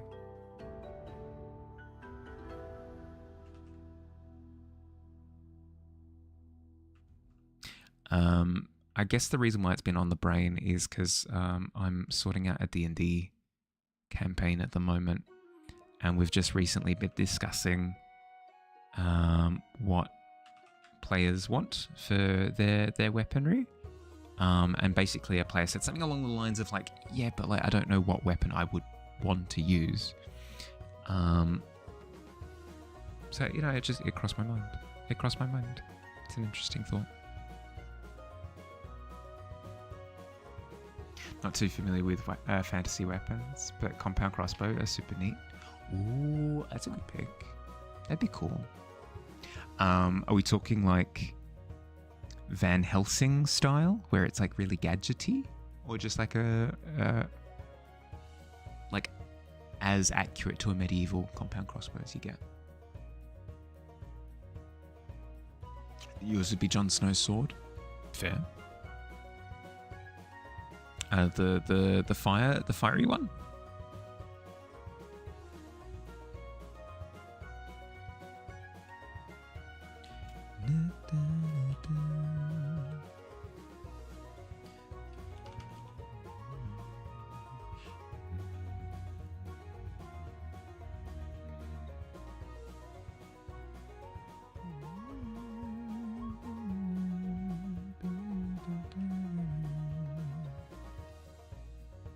The one with the wolf on the handle. Ah, right. Yep. The Valerian steel executioner's blade.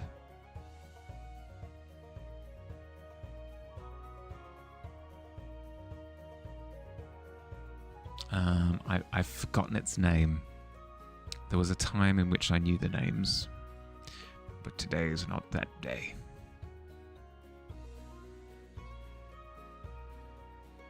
Mostly interested in the more modern ones, but yeah, not gadgety. Yeah, okay, fair.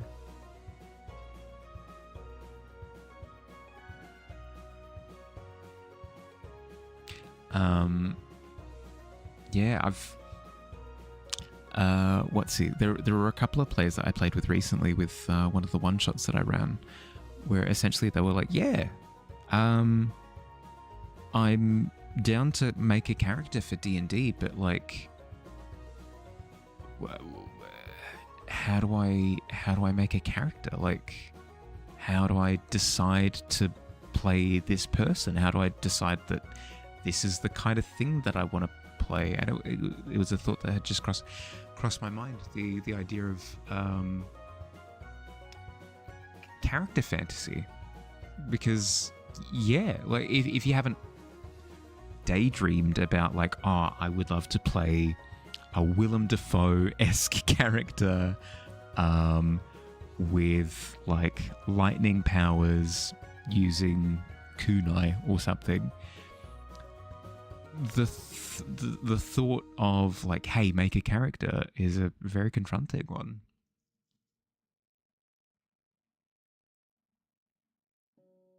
I can't blame them either, because I had the same thought when people were talking about OCs. This would have been earlier this year. The thought had never crossed my mind to like make an OC just to make one. So I completely get it. Is Longclaw. Hey, there you go.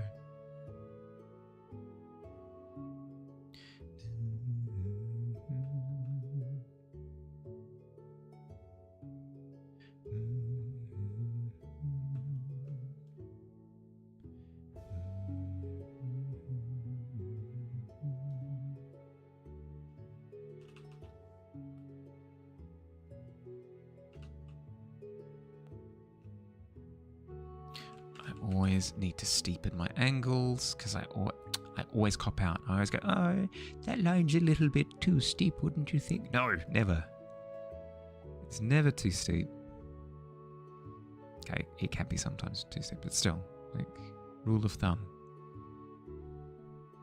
Probably not the case.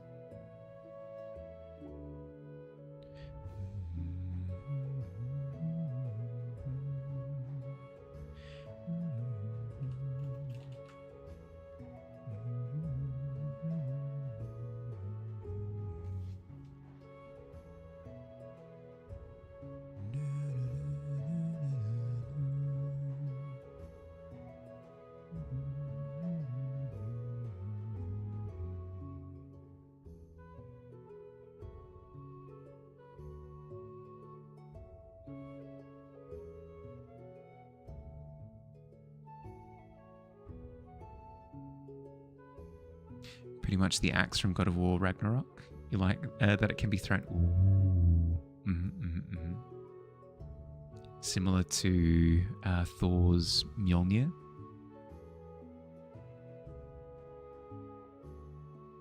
I do like that as an option. Ooh, that'd be sick. Could you imagine playing a barbarian with that kind of...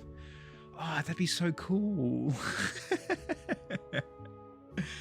Oh god, there's a magic item in D&D called the lightning javelin. It's called a lightning javelin, and you can throw it as an action, and then as a bonus action you can recall it to yourself. And the idea of doing that with an axe would be sick. It would be so cool. Thor's Stormbreaker.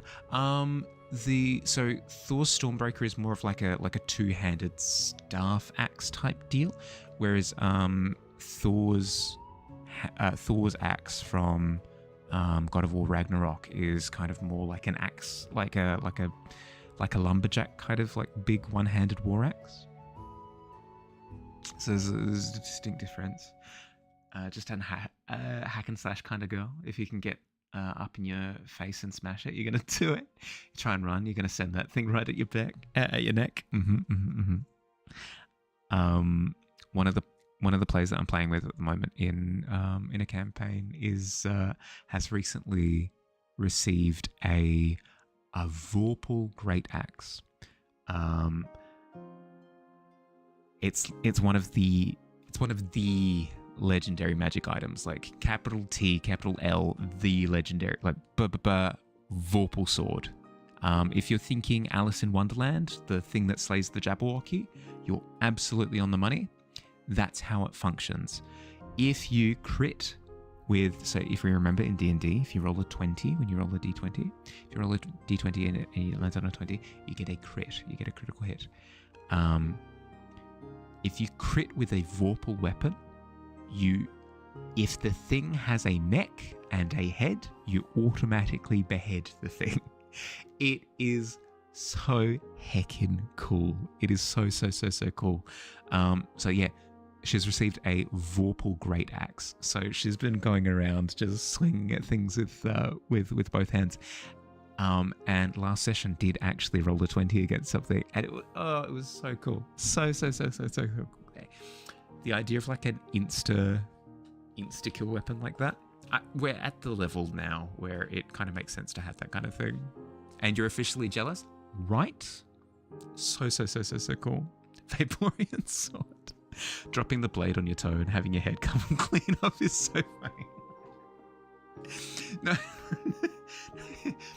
Just to clarify, a critical miss does not it does not count as a critical hit.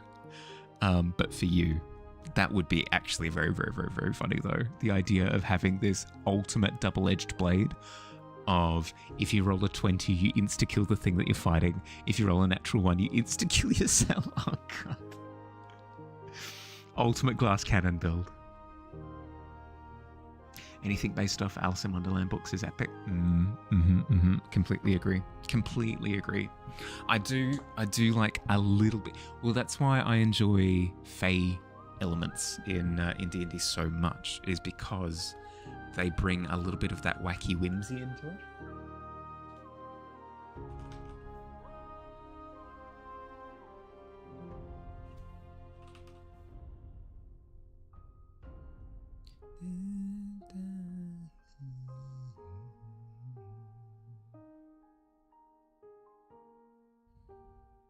had a weapon that was like the most OP thing ever, but it completely nerfed any dexterity to the point that there was a real danger you'd be so clumsy you'd chop your own face off.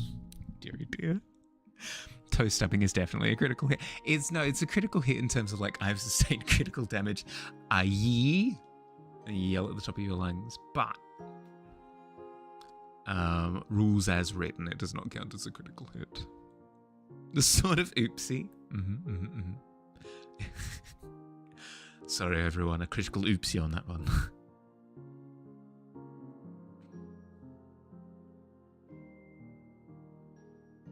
Power word, youch. Yeah, exactly. I would like to bonus action. Yeah. Take it off your toe and defooting your leg. I think surely somebody's done a skit about like the sharpest knife in the world or something, and it's just falling through everything and cutting everything in half. Like, oh, there goes the table. Oop, kitchen bench. Dropped it on the floor. There it goes through the earth.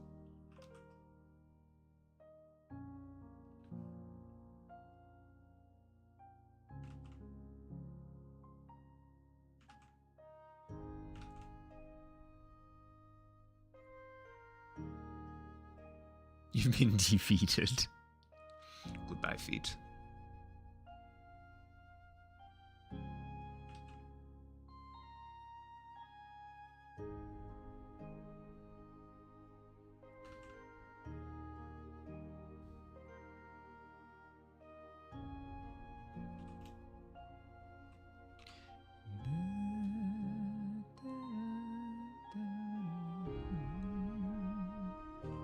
That would actually be sick now that I'm thinking about it. I'm such a freaking nerd. It always comes back to D&D. A D&D setting that's heavily inspired by an Alice in Wonderland type setup would be really, really, really, really cool. Really, really, really, really cool. Literally just described the knife from the book, The Subtle Knife. It's so sharp it can cut different parallel universes. Ooh.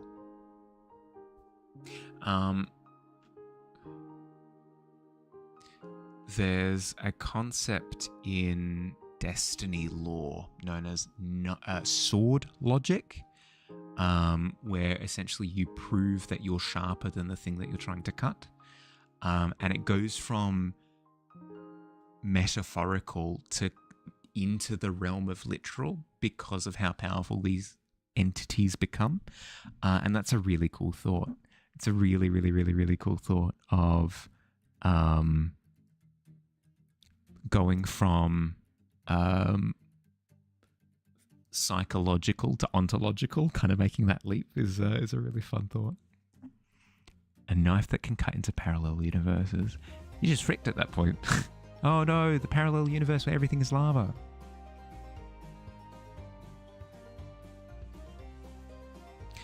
His Dark Materials series, favorite fantasy series of all time. You'll throw hands over it. Would you recommend it? Would you recommend it? Is the question, Fire? Because I was recommended the Witcher series by Kessa. Would you recommend that I try his Dark Materials as well? Hell yes, 100% must read. If it's a cheeky ask, but would you be able to DM me on Discord with just like read his Dark Materials as just that as a message? That way I can take that after stream and actually put it into my organization stuff. It's actually ruined your preference for fantasy. You really like grounded fantasy. It's really good. It's really good.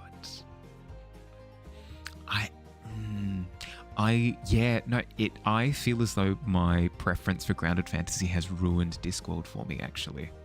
Because I like the concept of a Terry Pratchett Discworld, but then when reading it, it becomes floaty and not, as you said, like anti-grounded, where it's not really tethered to consequences or concepts that actually ground the world in like this leads to this, leads to this, leads to this, therefore logic. And it just, I feel so sad. I feel so sad saying that I don't like Discworld, but it's true. I like the concept of Discworld, but the writing is just a little bit too loopy. Finish the wood chipper dragon? Hell yeah. In the old comics, Superman gets a sword and it makes him temporarily an omnipotent god. But he's already that. Why does he need a sword to do it as well? God. They call me the super duper man. Had a tough time with brainstorming yesterday because it was way too fantastical for you. That's why you went into lurk. Fair. Fair. Find Terry Pratchett to be very grounded despite the disorder. Always follows up with previous things explained only once. It might have just been the particular book that I read then, because the color of magic was very things were just happening. There was no sense of consistency, no sense of like this character could do this because of this. It was just like, and now I can talk to dragons, and now I can like I can fly, and it was just things were happening. So it might have just been that book. More powerful than that, he's able to see all of history at once. Okay, the extra super-de duper man. Only really started getting into more grounded fantasy when he started writing Your Own World, which takes myth and legends, mostly Greek, and sent it into vaguely 1700s Midwest setting. I tend to find that whenever I create, like start designing stuff in the D&D sense, I always go like, oh, you know what, I'm going to make like flying sky islands and monsters made out of like lava jelly and blah, blah, blah. And then it always comes back to, yeah, but how does it work? Is there like, if there's magic, it does like, and then it slowly becomes more grounded. More and more grounded.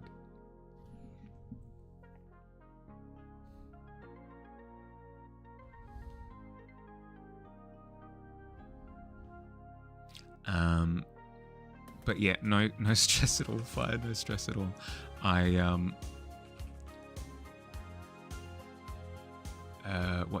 The weave stuff is basically the most fantastical element of the entirety of Brink. So I get that as like a concentrated shot of like weird and wacky.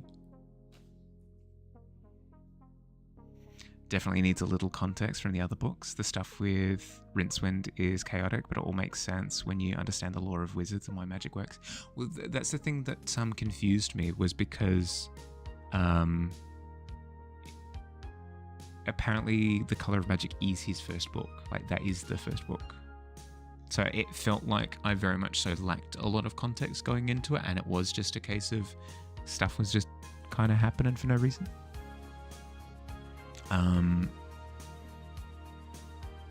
Maybe it's a case of I need to look up a recommended reading order or something for his books.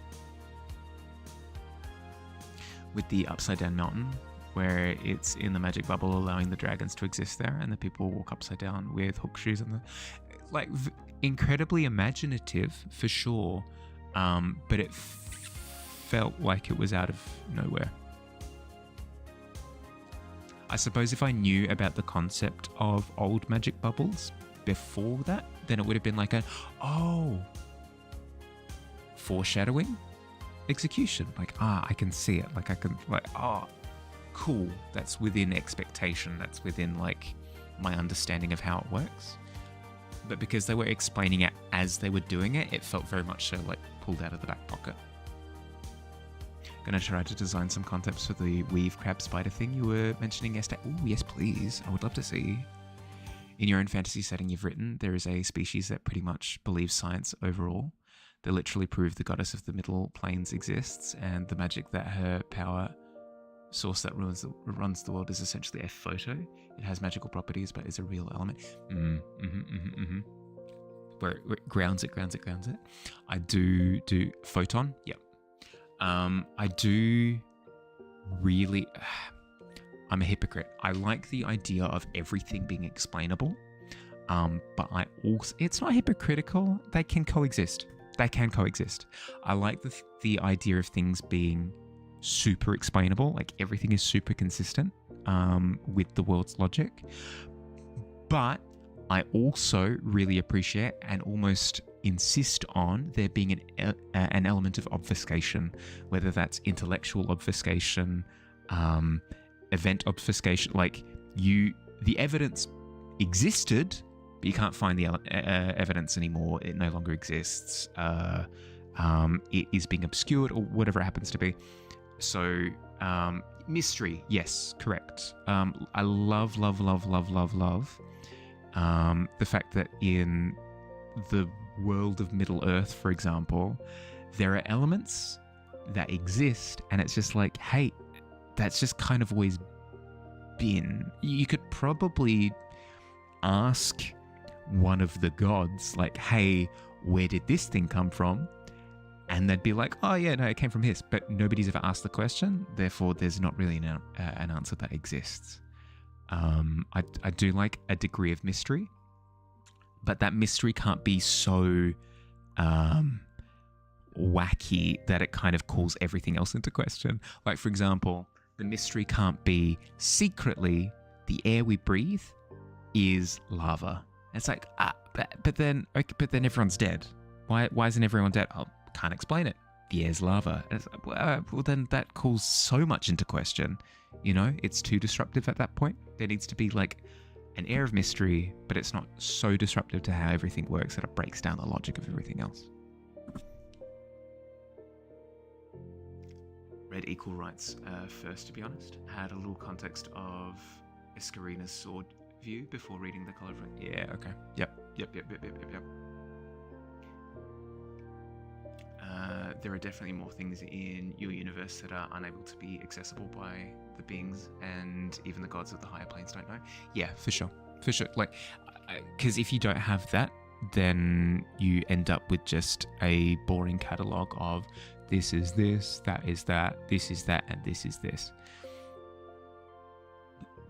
It's kind of the issue that I have with Warhammer 40k. It's kind of the issue that I have with Warhammer 40k, where they'll have these incredible horror short stories written, where high tension, like, oh my god, they're being messed with by something, and then you find out at the end it's a phenomena, like, oh, it's a creature from beyond that's, you know, eating at their psyche and is like a malevolent blah blah blah. But then you remember, oh, the warp exists. Oh, it's just a creature from the warp. It's just an existence that was created by the warp. Oh, okay. Like, it's weird how it works, but like, it's a warp entity. Like, I know what it is, I know how it behaves, I know where it's come from. It's no longer interesting, you know? Whereas if it was a case of there are some secrets of the universe that are just strange, inexplicable. Where did they come from? Maybe they came from the universe when it was first created. Maybe it was a case of like they're from like an alternate. Who knows?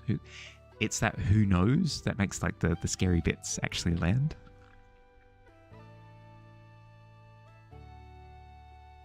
Um, 100% you have to have a yin and yang. Yeah. Yep. So coming back to that idea of like, it's not contradictory. I need a bit of mystery, but I need there to be enough grounded elements to where the mystery is like, oh, this thing's weird. Because if everything's weird, then what's the weird thing? You know, it's par for the course. There is an objective fact behind the pantheons of your writing world, but the major political and military power is fundamentally tied to a church that contradicts that narrative. Because of that, the real origins of the world survive only in songs and in foreign traditions. Yeah. It's that fogginess that makes it interesting. Hi Fields, how you doing?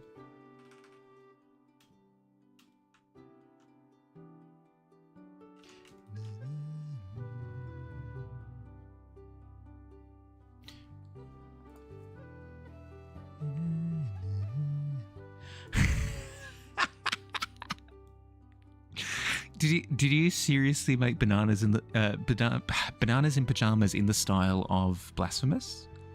Is that honestly what you've done? Because you are mad. This is ridiculous. It's so good. That's so good. So good.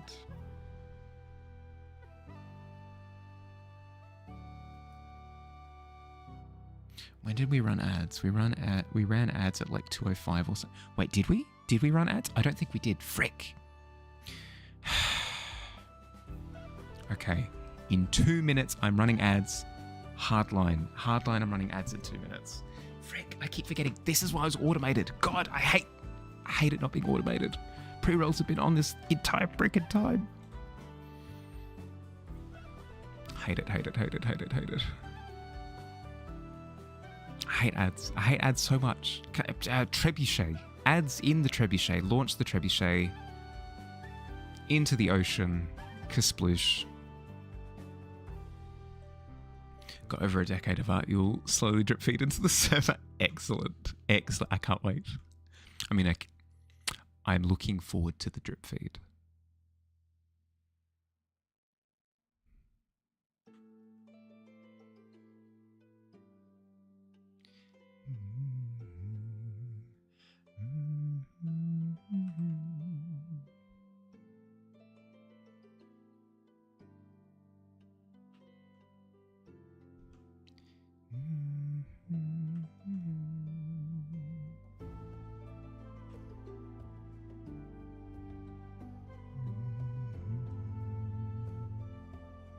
Had to restart your PC because nothing would load properly.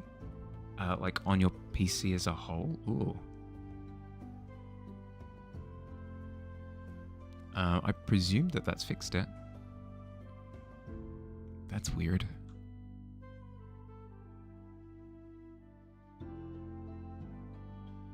Okay, ads in 1 minute. Ads in 1 minute, just a heads up. Just internet mostly? Yeah, okay.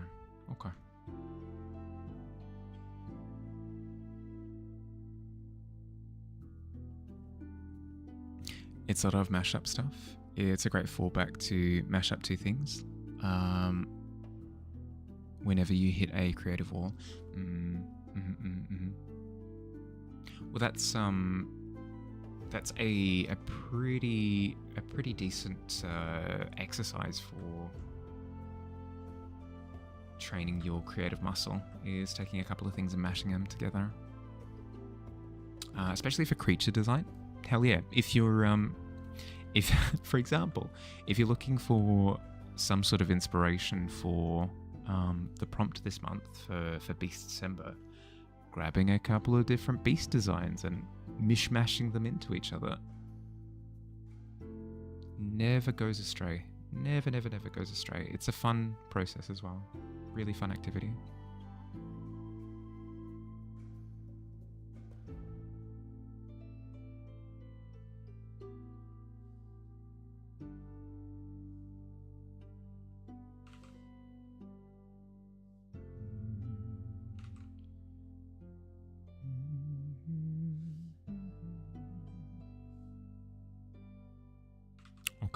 Okay, it's been a couple of minutes.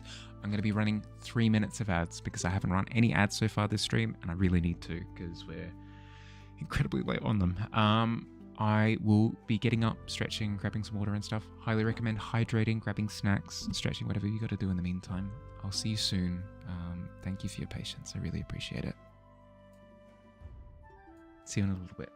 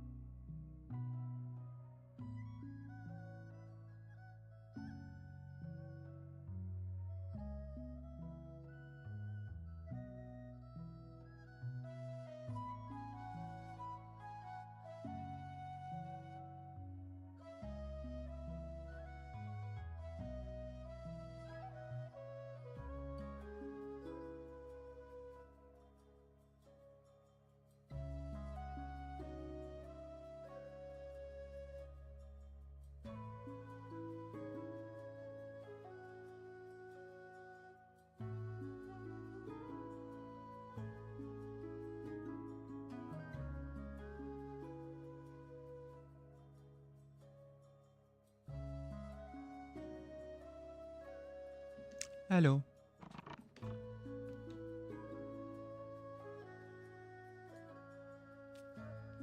Welcome back.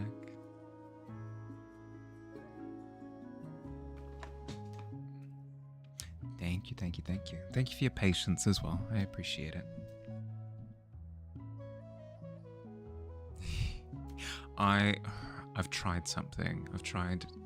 I've messed with my streamer bot a little bit to see if that helps. We'll see if in an hour it runs the ads by itself. Fingers crossed. Fingers crossed. Because Fields, you were saying earlier this week that you've tried setting up ads to be at a longer delay, right? And that it was doing it automatically in a way that you didn't want it. Remind me if I'm wrong. Just hunted it down, put it in Discord. Ooh, let's have a look. Ooh. This has strong, like Dr. Frankenstein type of character gone incredibly wrong. I like it a lot. I like it a lot. I was trying to make a chimera and then I just kept going. Couldn't stop me.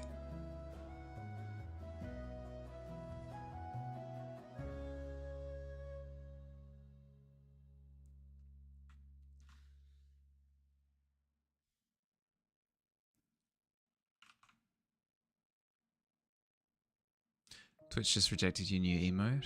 Guess it's back to drawing board. Oh no. Really? Wait. Was it just butts?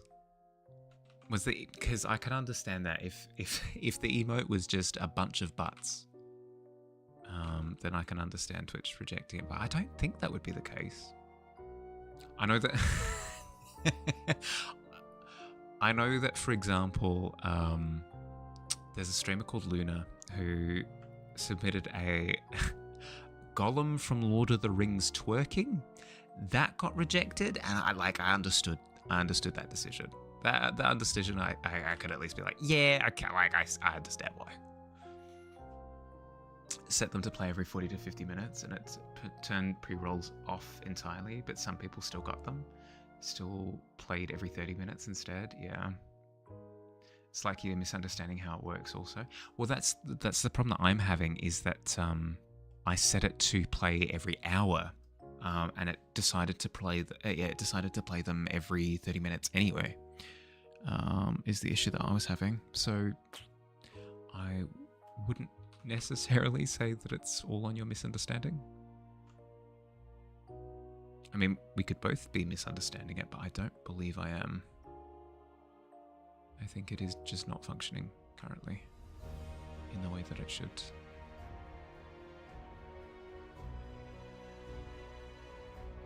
It's a meep being clenched in her fist. Did they give a reason? Did they give a reason for why they rejected it?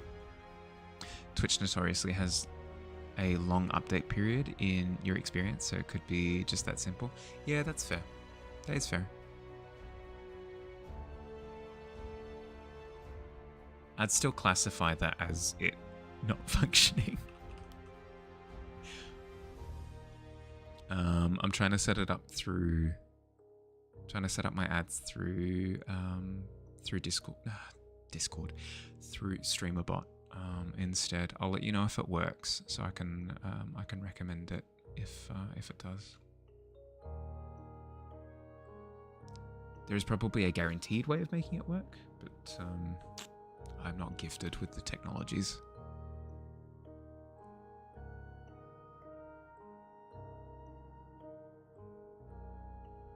It might be an instance of me needing to cry on the floor and be like, Billy, Billy, I need help.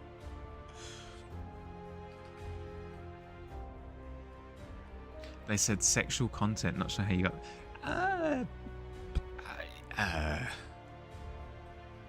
yeah, what?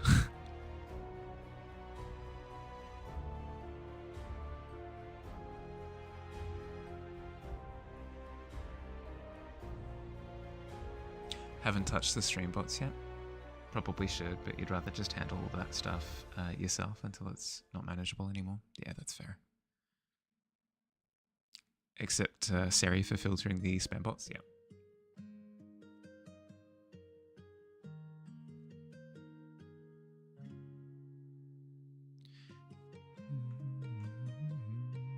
That's fair.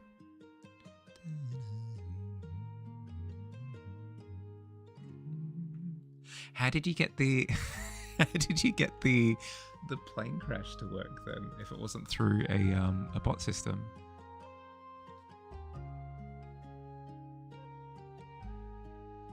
I mean, I presume through OBS, but like how? Does OBS have a way of going, if you redeem points, do this?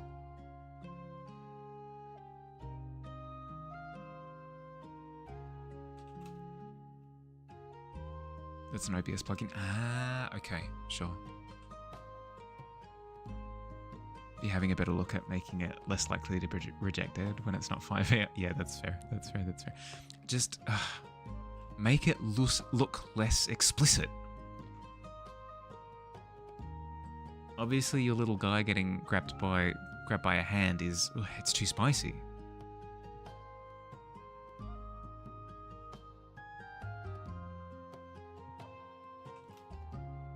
That's very silly. That's that's what? As yeah, hot and bothered. A wooga pulling at the collar. Yep.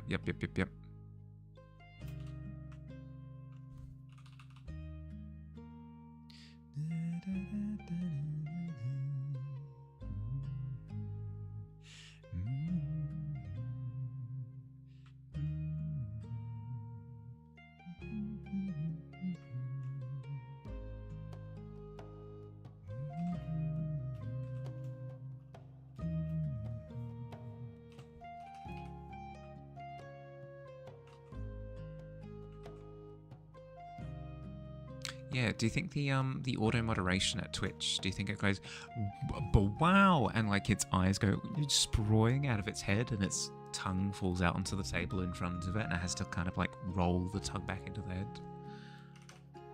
Jeez. The Twitch bots over at amazon.twitch.tv, bunch of perverts, a lot of them. The lot of them. Bunch of perverts.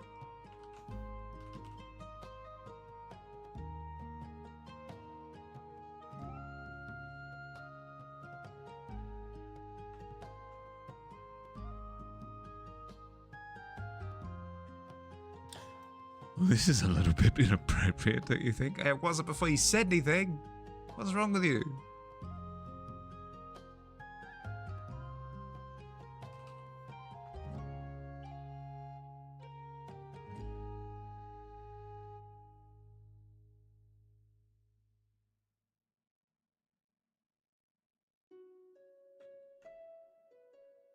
Do you think it's a case of... Remember how it was a trend? It was a trend a while ago. Years. It was a trend years ago where you could make anything sound inappropriate based on, off of the way that you... Based off of intonation.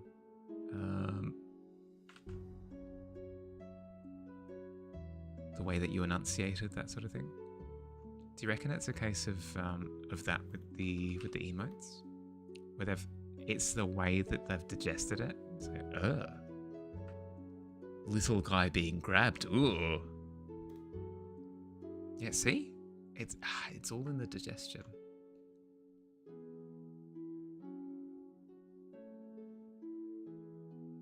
You can go turn on your PC and show it if you'd like. Kind of see how it really squint, try your best. You can make it look weird. No. If you're in bed or something, stay. Don't worry, all good. Hi, Erica. Hi, welcome in. How you doing? Welcome. How was stream? How'd you go? Sorry about the lighting that I've currently got. It's a little bit too intense, but I've changed my setup, so I need to find some way to fix it. How you doing? How was stream? Makers and crafting. Hell yeah. What were you up to? Erica Raid. Ba-ba-da-bum. How'd you go? How was stream? Erica, if you're not familiar, you should be familiar, but if you're not, there's a thing that we do where if somebody comes in and raids, with torches and pitchforks, we demand that we get a bit of an art tax. So if there's any work that you've got that you'd like to share, any work in progresses that you'd like to share, anything that you're proud of, any portfolio work, anything that you finished recently, anything of said description, I would love to see. So yeah, you can chuck a link directly in the chat or the Discord, either works. Working on a sweater scarf that's a gift for your friend. Nice, awesome. Like a Secret Santa type of deal, or just as a gift for the seasons, just randomly? So wholesome, of course. Hi Bossify, how you doing? Welcome. We only gently encourage is just a nudge. It's true. I'm a bit of a psychopath. For those coming in and meeting us for the first time, hi, I'm Mahali. Nice to meet you. I'm a freelance fantasy illustrator. It's tough. I do portraits, landscapes, character work, scenes, these kind of things. If you like this type of stuff, you might like my work. Welcome in. We're currently working on some studies. Because I haven't done structure stuff too much. I've done a lot of natural landscapes in my studies, not so much with the buildings and that kind of thing. So working on my perspective at the moment. A gift for Christmas. They got to choose everything you could crochet. Oh, that's nice. That's really, really cool. That's awesome. I started learning to crochet about 6 months ago, and I'm still behind. I'm still behind on my crochet homework. So it's encouraging to hear other people working on crochet projects, because then it applies a little bit of tea kettle pressure to get me to work on it again. I can be your angle or your devil, correct? Yeah. At the moment, I'm trying to improve on my angles, actually, more specifically.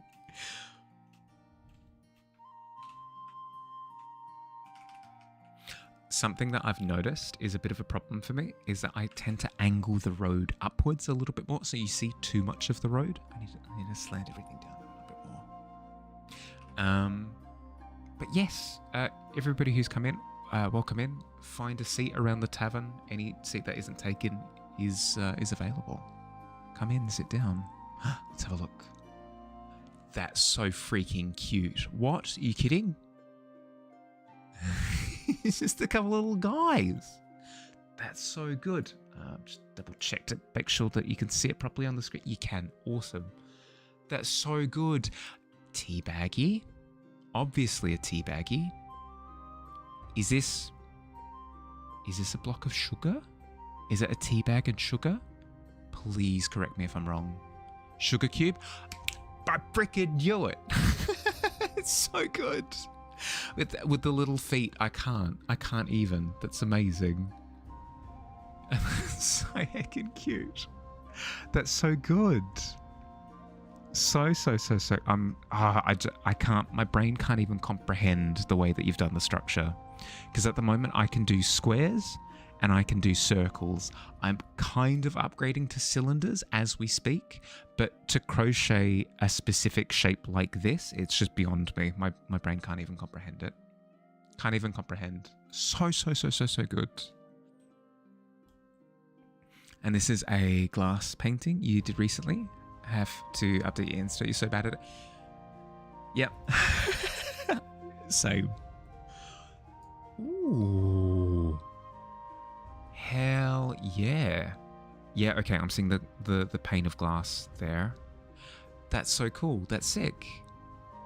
That's awesome. I'm not recognizing an IP. Is it from something or is it an original concept? I'm terrible with recognizing like game and anime characters. I recognize some of the big ones, but if it becomes niche, I'm lost. Welcome in, Positive. Welcome. It's from the Tribe 9 anime. Yeah, well, there you go. Really cool. Really cool. I love the reflections that you've gotten on the presumably metal hand. Really cool. Sick. Awesome. Amazing. Incroyable. If you're not impressed by that, what's wrong with you? Go follow Erica's stuff. Go follow all the stuff. Positive, thank you for the follow. Welcome to the Tavern. Hope you enjoy your stay. How you doing? How's your day been?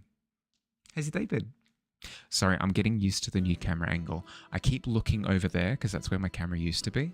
It's now moved dramatically over to the left. So if I look to nowhere and I'm addressing ghosts, that'll be the reason.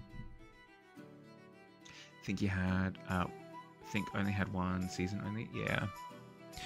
That tends to be the way that they go about it nowadays. Is they greenlight one season as almost like an advertisement for the manga or light novel, whatever it happens to be, and then they don't greenlight a second season because it's done the job. It's brought attention to the series, and they're happy with that. No Corpse Husband on YouTube. He voiced that character. Oh, that's really cool. A lovely, satisfying, deep, mellowy voice. That's awesome. That's cool.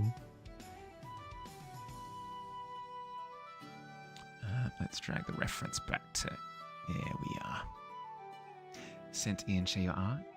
Make your judgments. But you think Twitch should have let it through? Let's have a look. How egregious is this? This one got rejected.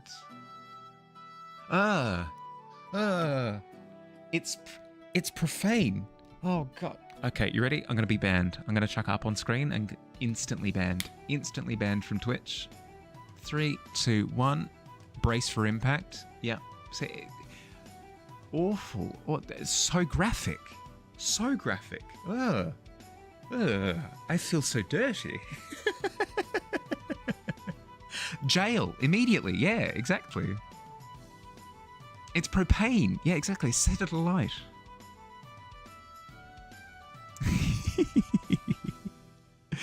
POV marshmallow about to be 8. But yeah, apparently Mild had this rejected by Twitch as an emote. I don't see it.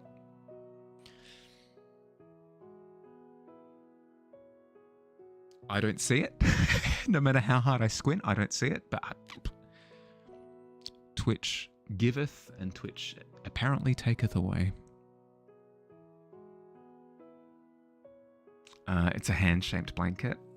I don't get it. Me personally don't understand, but hey, at Twitch do what it do. Erica, by the way, if you've got to look after yourself post-stream, snacks, water, relaxation, decompression, just turn off the PC. Like, if you got to look after yourself, please, by all means, no stress. But if you do want to hang out for a little bit afterwards, All good too. Happy to have you. Vossified, thank you for the follow. Welcome to the Tavern. Welcome, welcome, welcome. Morning, FPV. How you doing? How'd you sleep? Can save it if you have beads of sweat coming from the top of the head. Oh, dearie dear. And like put like safety equipment, like a harness or something on the character as well. Like in like black leather, like safety equipment would help to, that way it appears safe, you know? It can't be obscene. Clearly, they're being safe about it. Hi, Cersei. How you doing? Correct me on pronunciation with that, by the way. I'm terrible with names. Awful with names. Welcome in. How you doing? How's your day been? You swear Twitch will allow hot tub streams, but anything that could be remotely suggestive goes straight into the reject bin. I don't understand it. This one stream, it's streamed on this person's butt for real. So, it's fine. It's memes. It's memes. They're just having a good time. This one little emote of a character doing like a little dance. I mean, the way that they're moving their hands is a little bit... To the trebuchet. To the trebuchet with it.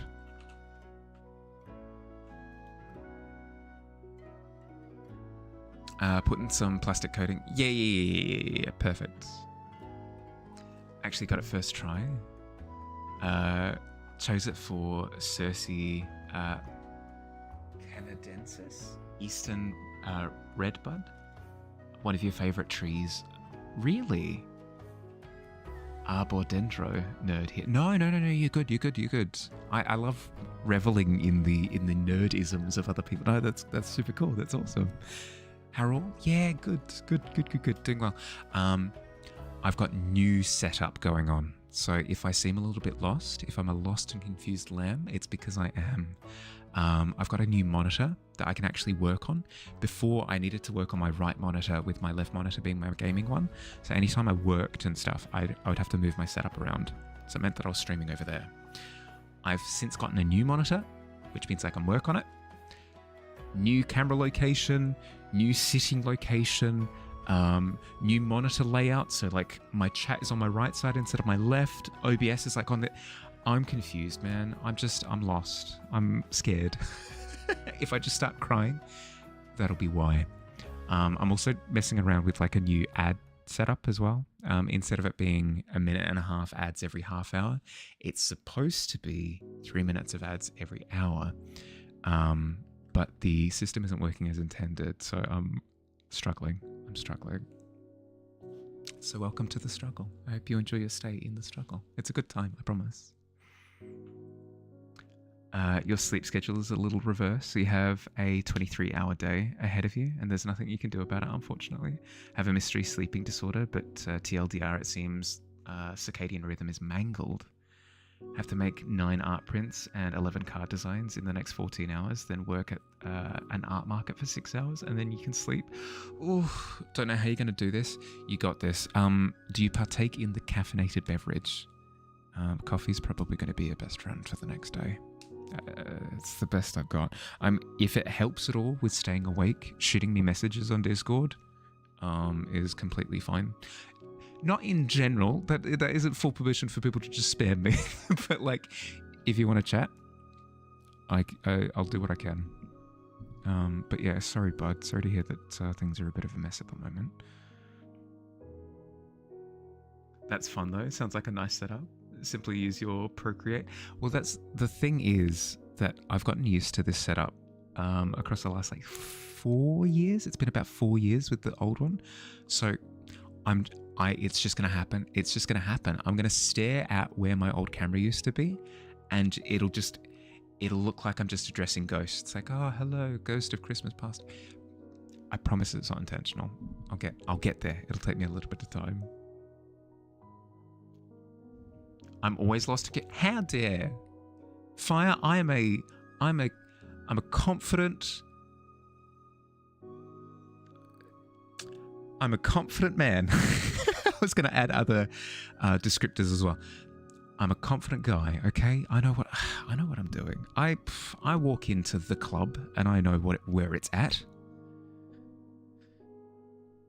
With the dancing and the drinking. I know how it happens.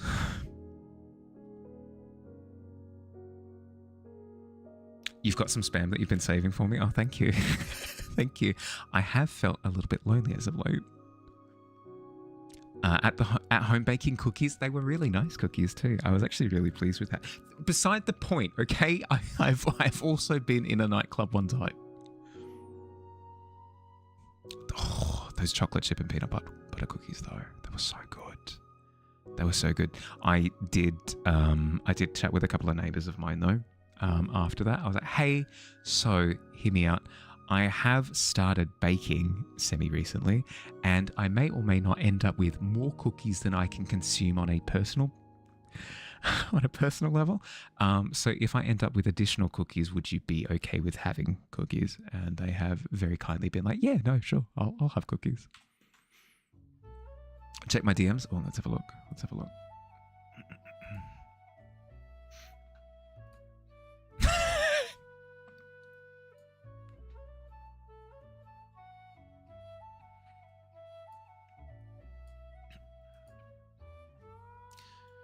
Thanks, Fields. Thanks. Thank you. No. I appreciate it. Thanks, bud. It was a good time. Anytime? Yeah, thanks. No, I appreciate it very much so. Also made cookies last weekend. Gifted the extras to 2 co-workers because it was way too many. You have to.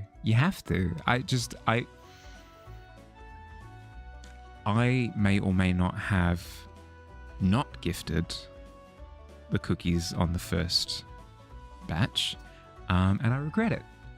It was too much cookie. But it was too much cookie though. Oh, it was a good time. It was a good too much cookie, you know. But I can't do that. I can't do that too often. So I have to have like an emergency break glass in case of too many cookies option.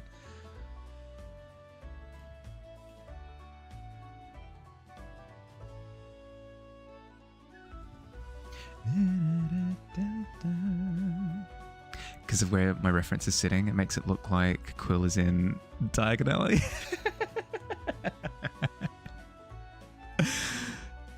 He's mad chilling. He's having a good time. Ooh, pardon me. Bake a pie a week. Pie a week. 2 seconds. Had the burpees for a second. Bake a pie a week, roughly. But you have no family nearby, so neighbours are happy. You're sure? Yeah. Yep. Oh no, more pie. Oh shucks. I guess we'll take anything you have.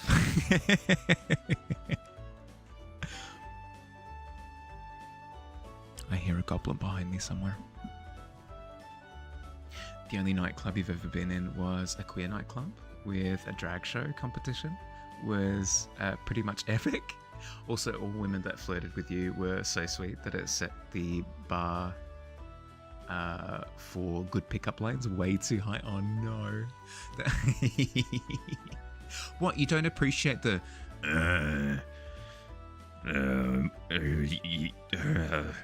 wanna have a kiss? Is that not charming? Is that not like knight in gleaming armor upon a steed? Where did Quill come from? What's his origin story? He's my magical familiar. I have summoned him. He helps me with sorting out all of the documents in the law corner. In the scholars corner, where there are all the messy scrolls and tomes and stuff, he tends to those. That's why he's asleep all the time, because he's up all night working, I presume. I don't monitor his work, so it's a bit of a hope and a prayer situation. Kind of regret gifting so many of the chai snickerdoodle cookies because they're so good. So sad you're already running out of them. Yes, but it does 2 things. One, it makes you feel like morally good because you're like, oh, you know what? I didn't overly partake. But also it incentivizes you to make more, which is also fun. So two birds, one one chai snickerdoodle.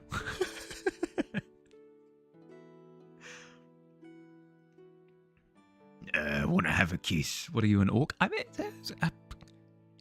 it. I've been to the clubs. I know what works, Fields. Don't second guess me. So, is Mahali short for Muhammad Ali? That is one hell of a flirting. Well done.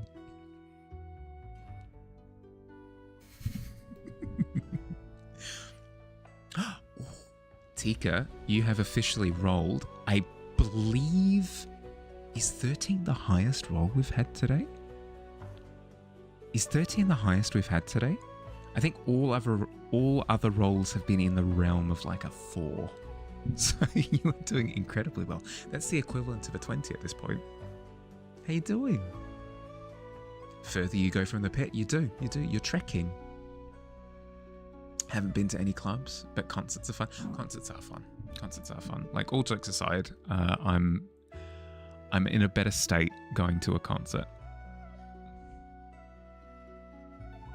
I'm the one terrible friend who you go to a club setting with, and I sit there having a whinge about why we didn't go to a coffee shop instead the entire time.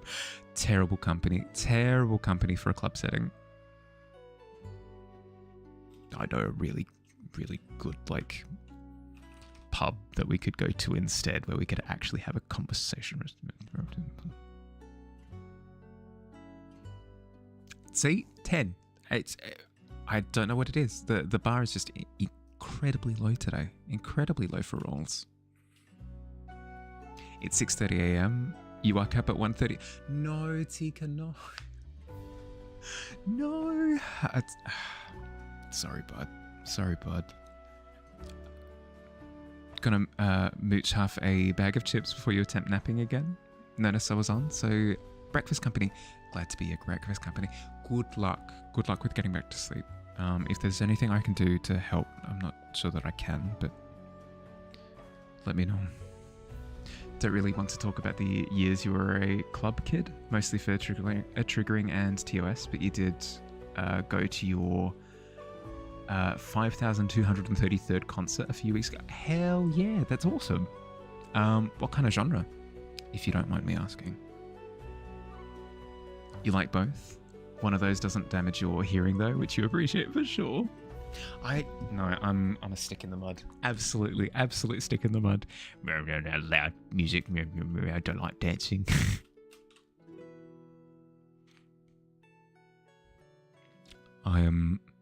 This is gonna shock you. I'm sorry, you might have to sit down for this, but how to say it? I prefer cozy environments. I know. It's shocking, but it's true. I do prefer like a cozier environment than more of a raucous one.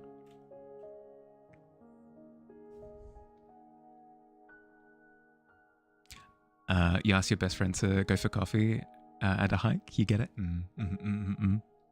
A coffee and a hike would be sick. Oh, good lord. It's just consequences of living in a less than 4 hours of sunlight per day country. Yeah. Dust has a whinge about the same thing. The fact that he sees like an hour of sun, he's like, oh, sweet, there it goes. You will never recover from this knowledge. It's true, Erica. It's one of those secrets of the universe, one of those fundamental truths that does drive people insane. I'm sorry for having let it rip so casually like that, but what can I say? I'm a fiend. People watching is one of the best parts of concerts. I feel like David Attenborough witnessing rare human behaviors. Ooh, yeah, okay. So less paying attention. Yeah, okay. Paying attention to the. What's the spice? Okay, spice is probably not the best word usage there, but what's the most interesting observation that you've made in a concert setting? to make me feel more jealous, the hikes are normally at sunrise and sunset. You're a sucker for them. Oh, God. A hike with a view. I visited Tasmania for the first time last year, and my God, does Tassie have a good sunset and sunrise, I presume, as well. But Tassie is also covered in mountains as well. Tasmania is so good. Hiking country for sure. I'm quite jealous of the fact that I don't live there.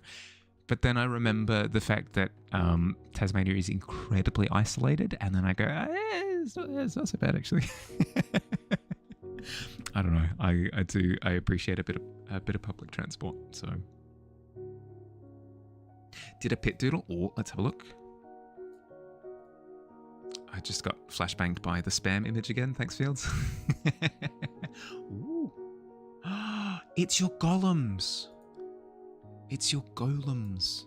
Your little guys carrying you along on the hammock. We've got the pile of things behind. We're actively on the pile of things all over the place, and we have bones for the bone collector to collect. Glorious. It's awesome. And we've got the king of the pit in the background with a saber. Glorious. Incroyable. Beautiful. Spam is still in effect, yeah, in full force. Fun fact, the idea of concerts is actually fairly recent. For millennia, everyone in villages danced and singed and create art, and it was just commonplace. The separation of stage and audience only came about really in the past few centuries. Yeah, which is a little bit of a shame. If it's not abundantly clear, I'll put it out in the open so that everybody knows. Part of what I enjoy about the stream is that it, not to, toot my own horn too much, but I feel like it kind of encourages a creative environment. The idea of being like, no, stop your creativity and just watch mine is a weird one. It's a weird thought. I have a monopoly on. I have the creative stick at the moment. I get to do the creative things. When I'm finished with the creative things, I'll hand over the creative stick to you, and then you'll be able to do the creative things yourself. The person falling in the background is Sheep King. Condemned to the pit. D's, am I right? See? It's that kind of creativity. Fields that makes me pleased that we've got this kind of environment established. You know art. I only art. Yes, exactly. I am the nominated arting. I'm the artiste.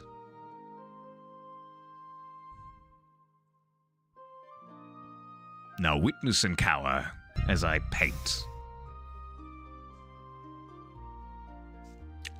Prophecy. It's prophecy. It's prophecy. Straight to the pit. I mean, if it makes you feel any better, the pit taketh, but the pit also giveth. Good Lord, why? The pit also giveth. In the form of a quest occasionally. It's not guaranteed, but sometimes it happens. You roll a natural 1-2 streams in a row. It's tough. It's tough. The pitteth. Such a pity.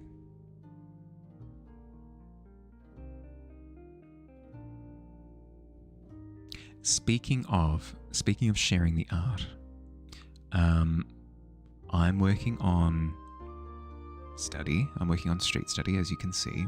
What is everybody else working on? Third chimes the thumb. Yes. It's annoying. It's annoying because I know what it is. I know what it is. Whenever I've slept poorly, I know that I'm going to be falling over myself with my speech. But all of that aside, it makes it so much sweeter when I have slept well and I know that I can talk like a regular human being. Trying to feel out a design to ruin my video. Yes! Hell yeah. Hell yeah. Okay. It's just gonna be Instaban. It's gonna be Instaban. I'm gonna have a look at the image and it'll just shut everything down. All the lights in the place that I live in is just they're gonna go out. Everything's gonna dim. It'll be the end.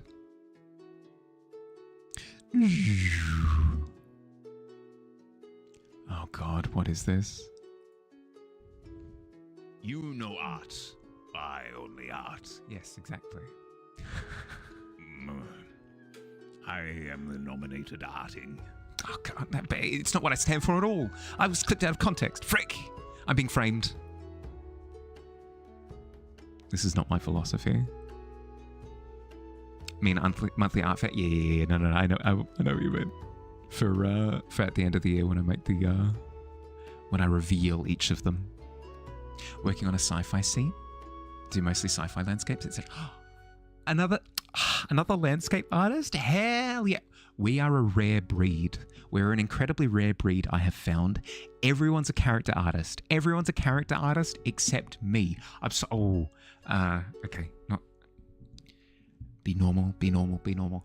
Hi, it is very cool to meet another landscape artist. Oh, cool. Okay, nailed it. They don't think I'm weird. Play it cool.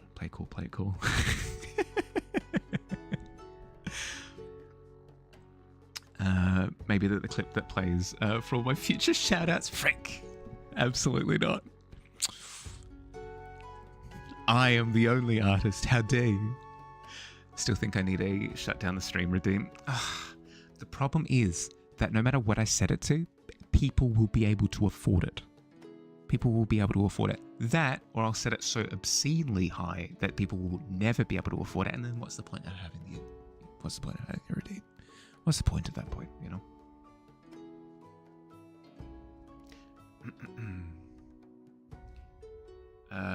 Late reply. That's a tough one. Mostly it reinforces that the research study that proved that the larger the group, the people, the lower the impulse threshold. And generally intelligence/cognitive judgment goes down. TLDR, more people equals more dumb. Yeah, okay. I see what you mean. Like inhibitions kind of go out the window. And there's a degree of just like, whoa, it's the party mood, so let's just get crazy. Yeah, I can see that. Cool. So it's being able to see that consistently play out is the cool observation. Yeah, cool. That's sick. Good point. You can relate. Never meet other landscape art. You never do, you know. You never do. It's just the thing. I understand. It's because like drawing the character is the more sexy bit, you know? Like, oh, I get to draw a Spider-Man's. Like, I love Spider-Man's. No, I get that. But also, like, isn't it cool the way that, like, he swings through the scene and, like, it slants the perspective on the left and then the Dutch angle and then also, like, the warp. I get it. Gold star performance or normal person behavior. Thank you, Tika. Thank you. I have passed once again. I'm human. Excellent. Give you more dumb redeems to waste points on, then working on it. As soon as I get through my latest round of commissions, I'll have more time on the weekends to be able to put into streaming stuff. I promise. It'll be like around Christmas time I should be finished with my backlog of work, and then I should be free to put in more features. You have a shutdown redeem of a tip of $1,000. Bubble. Framed. Oh god, in 9K as well. Good lord. Promising almonds, but it's a shell of a promise. It's true. I've promised them for months. You will have your almonds. I will perpetuate the promise, renewing my oath. You will have almonds, I promise, by the end of the year or something like that. I have the idea in mind. It's just a case of making assets and coding it with the help of one N64 Billy. You love drawing plants so much too. Those are equivalent to your characters, coming up with neat fauna, etc. Love drawing anything landscape, city, etc. though. Yeah, I just... anything that makes you go, whoa, that place is so cool. is like my on a pedestal. That's my goal. If I can depict a location and it makes you feel like, oh, that place is sick. Cersei, thank you for the follow. Welcome to the tavern. But yeah, no, if I can imbue that feeling onto the person looking at my work with like, that place is amazing, I've accomplished it. I remember looking through like concept art books as a kid. I remember having access to the library in junior school, and basically going through oh god, I'm not beating the nerd allegations, going through encyclopedias for settings. So Star Wars was one of them. There was a Star Wars encyclopedia that I went through, and it would show concept art of some of the planet locations and being like, oh my god, like being able to build a world in an image is just the coolest thing. It's just the coolest thing. Having an image and being able to immediately communicate sights, sounds, tastes, scents, like being able to show a market and it's like, oh, I'm salivating at the thought of getting a meat skewer, or like showing a big plane and being able to hear the wind and feeling the sun on your skin. I'll stop. I'm harping on too much.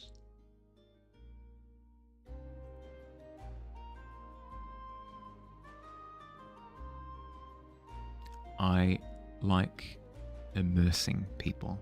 It's part of why I love D&D so much, specifically running D&D, is because you get to kidnap people, you know? Okay, phrasing. You get to take people away on adventures, right? You get to describe a scene to them and they can see it, you know? They can see the scene. They're in this weird place that you've just made. You've made it with words. It's the coolest thing.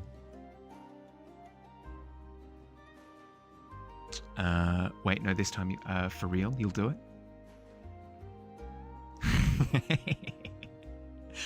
Character drawing is like a steak of a meat. Sure, great on its own, but what about the potatoes? What about the sauce? What about the beautiful plating?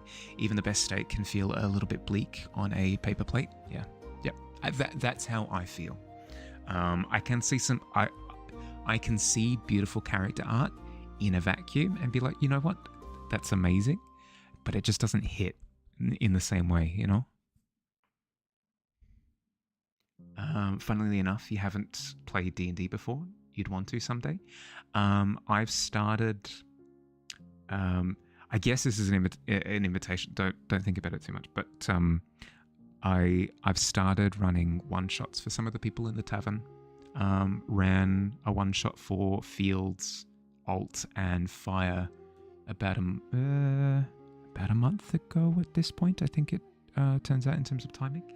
And it went quite well. So probably going to be running more one-shots for anybody who's interested in learning D&D, playing for the first time. Background art can work well on its own, a full meal.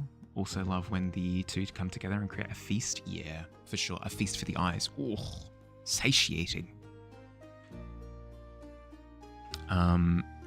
Guild Wars 2 is an MMO.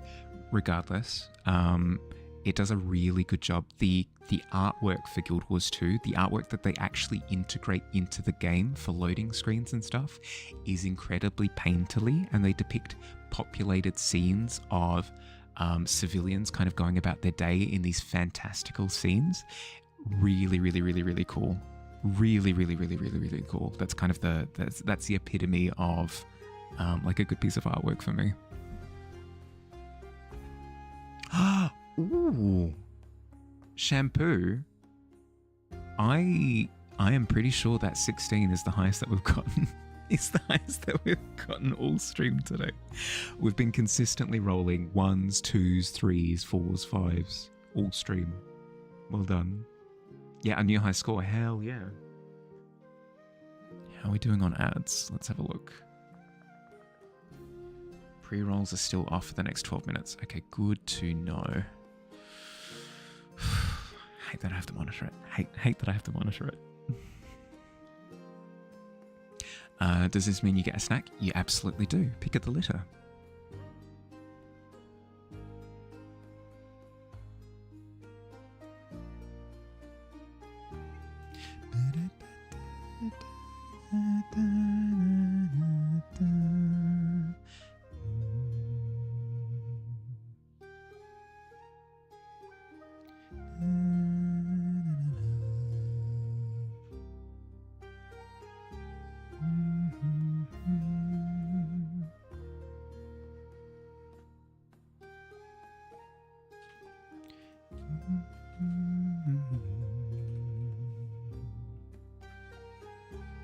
Okay, we need to bring a little bit more purple into the top there.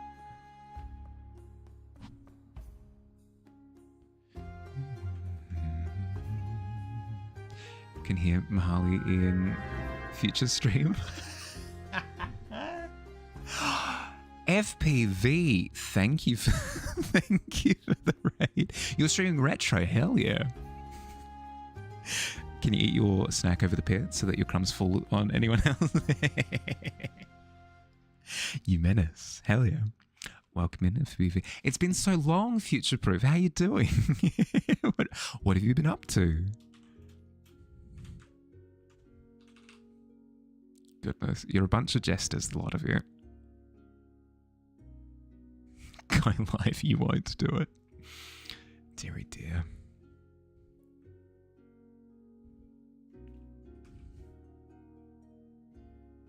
Not too much. Just being lied to by Phil. Another day, another lie by the gremlin. Yep.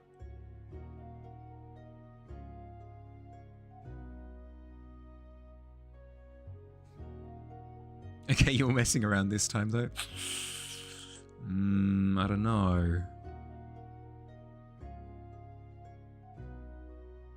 All right, just this once, though.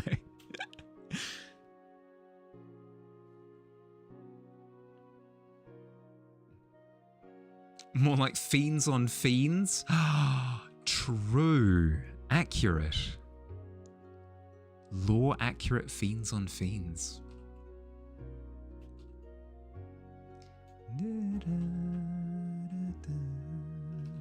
The chips have been consumeth. Time for eat. Good luck, Tika. Good luck. You got this. May your sleep be restful and your eyes be closest.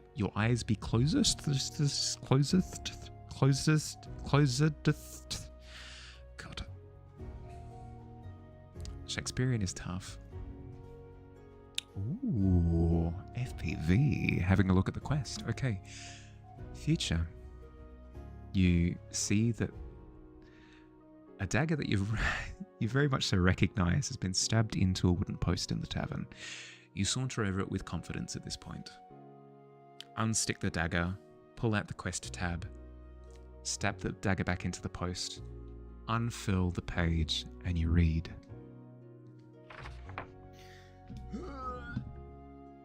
Quill the Owl is wanting something strange used as a lantern. It must be black and white. What do you think? Is this a doable quest? Is this achievable?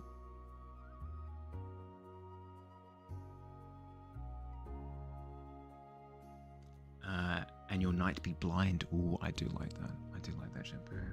Is it possible to re-roll? You've done this one? Have you done this one?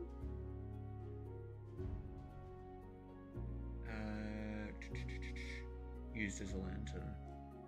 Had you? Yeah, okay. Alright. If you have done this one before, then yeah, okay, we can reroll. The snow globe.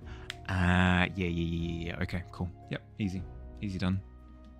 Okay, it's rejected. And then... Let's try another.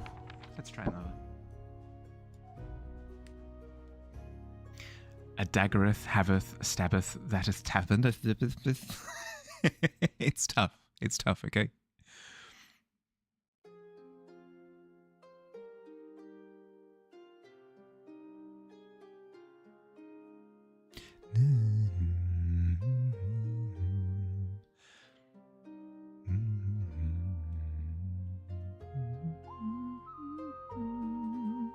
Best content you've seen in a while.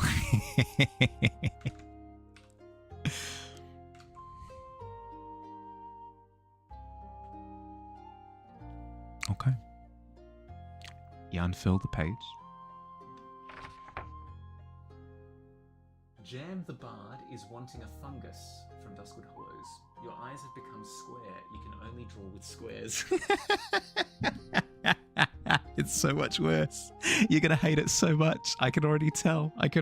One, you've already done a fungus semi recently, and two, the limitations. Oh, oh, that's tough. That's tough.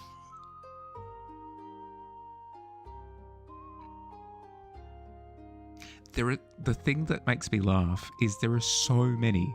There are so many that you could get, and the fact that you've gotten a double up twice. All right, just for you, FB Vic, just for you, okay? Because you've been so good about eating your veggies with all of the quests that you've done up until now. I'll do one last reroll, okay? One last one.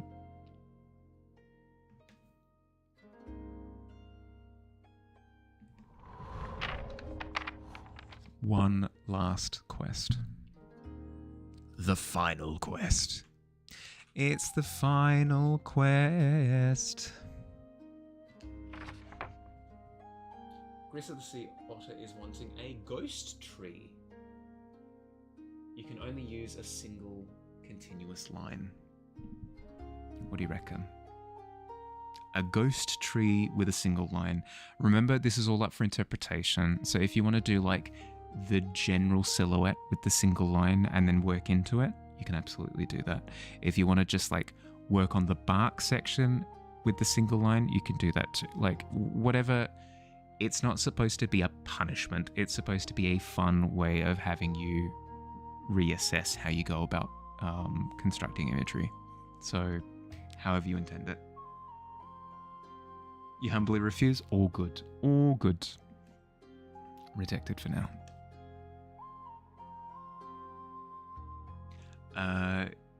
You didn't disappear? Had to take your puppy? No, all good. All good. No stress. Make this easy by just doing some pixel art. Pixel art would have been cool. Yeah, pixel art would have been cool. Apparently, there's a storm tonight, so you've got to go secure the trash bins real quick. Yeah. Go.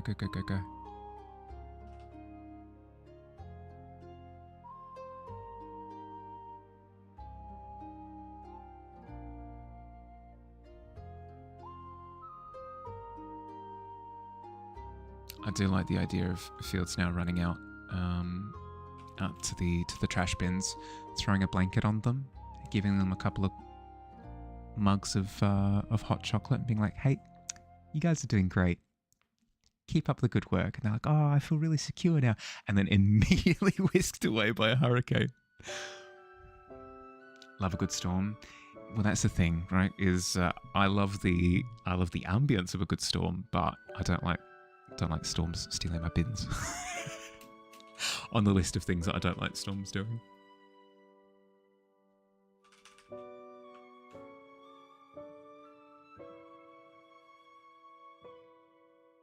Okay, let's doubly check. Pre-rolls are off for the next 3 minutes.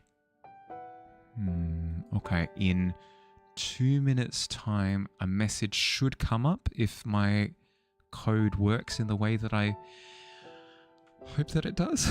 But if a message doesn't come up, I'll need to manually run ads in about 2 minutes. Just a heads up.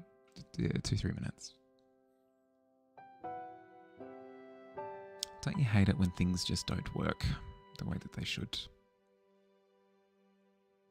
Ooh, a 3-stream streak? Hell yeah. Couldn't find your bin last week due to the snow burying it. How much snow is that? Like, what, 4-5 foot of snow? Good lord. Tell me it was knocked over or something. So that's so much snow. How did you leave your house? Ontario just got a blanket of like 40 centimeters. That'd be so cool. It'd be so cool. I mean, it'd be cool in the very literal sense, but also waking up to snow is a very weird concept.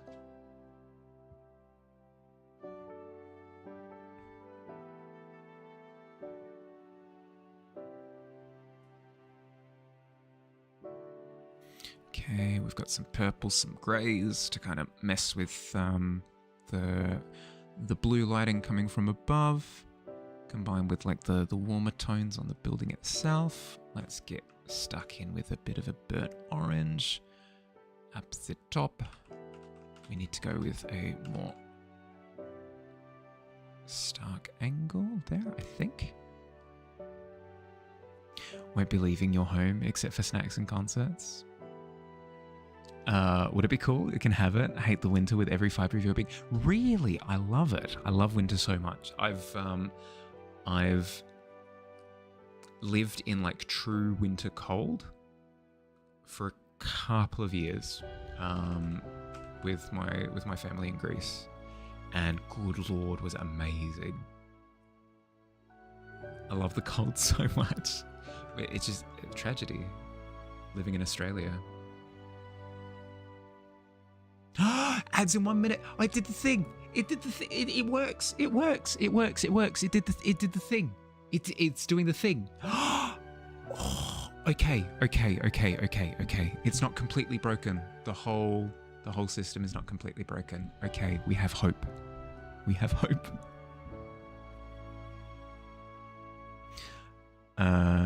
Don't like who you are when you're cold. You won't like me when I'm freezing. Yeah, no, that's fair. I can understand. Same as me, but when I'm hot. I completely get that. Oh, and the ads. Must be nice. To be fair, it's because I've wrestled control from Twitch to force it to work.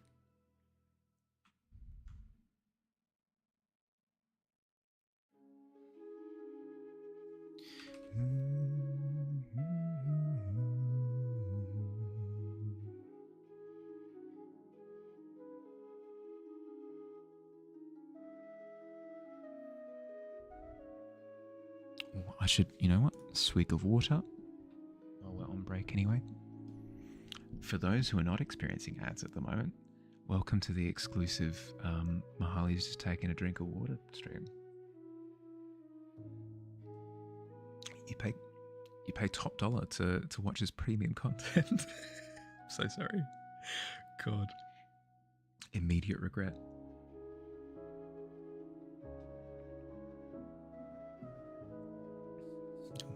Why do I pay for this garbage?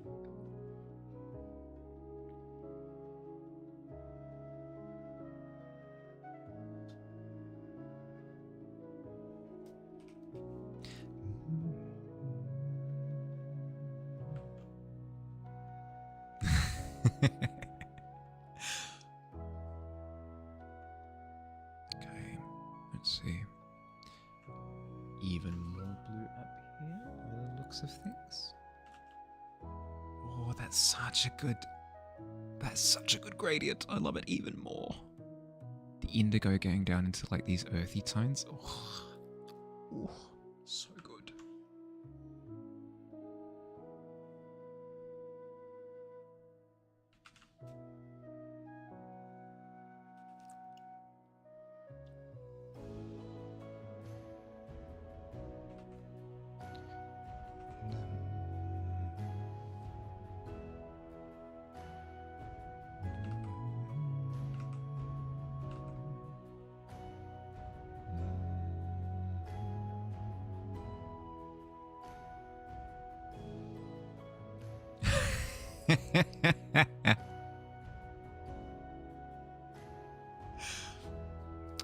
Yeah, no, hit it with the FOMO fire. It's working.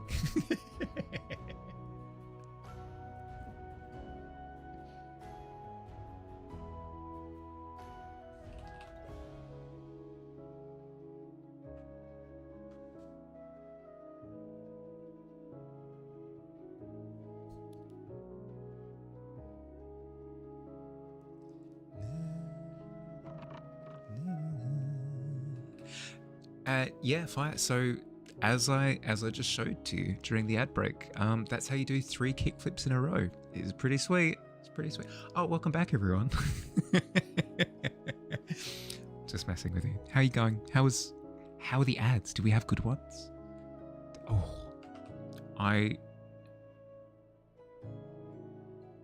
I'm still getting military and scent related ads at the moment.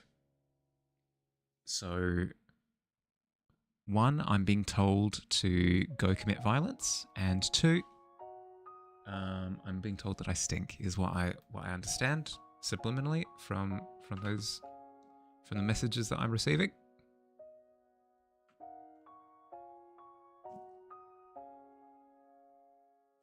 Perfect temp is like 24 degrees. I'll give you that any day of the week. Yeah, that's fair. That's like a good in between. 24 is still a little bit too hot for me though. Much prefer the cold to the heat, live in both, and the plus 37 degrees really isn't for you. Yeah, no, I melt into a puddle. As soon as it hits 40 degrees, I'm gone. I die. Lying, don't know how to do a kickflip. I technically know how to do a kickflip. Can I perform one? Who's to say? Can't make this up because you're in Ontario. You got no less than 3 ads for hockey-related stuff.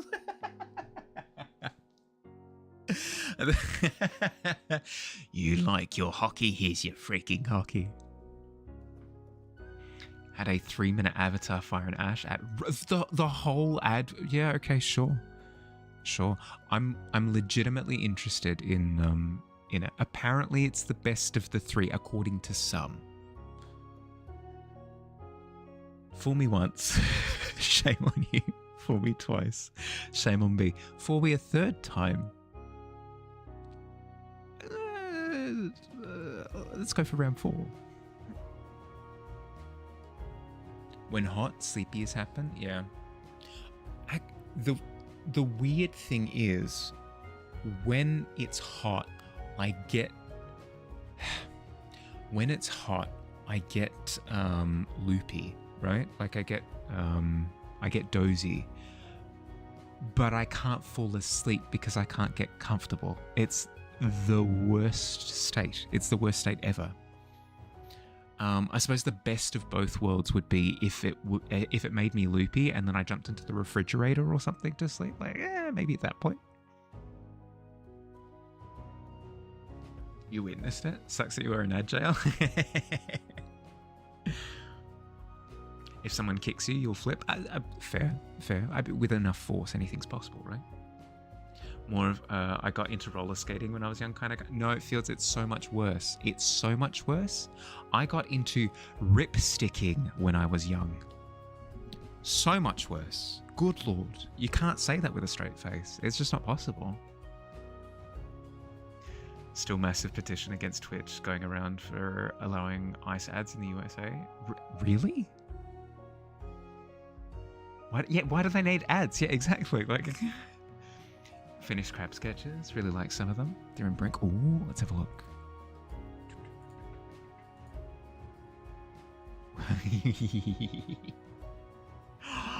Yes. You've really woven the concept in with these designs. Sick.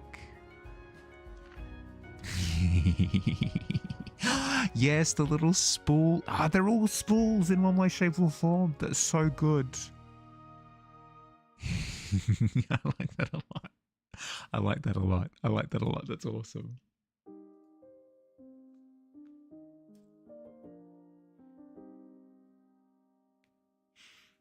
Recruiting for more. Yeah, okay.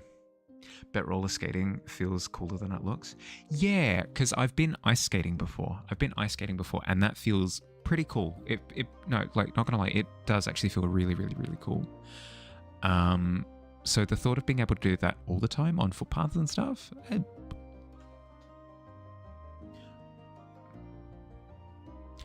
Given that's more roller skating rather than it is roller blading. Sorry, other way. Flip it. It's closer to roller blading rather than roller skating at that point. But still.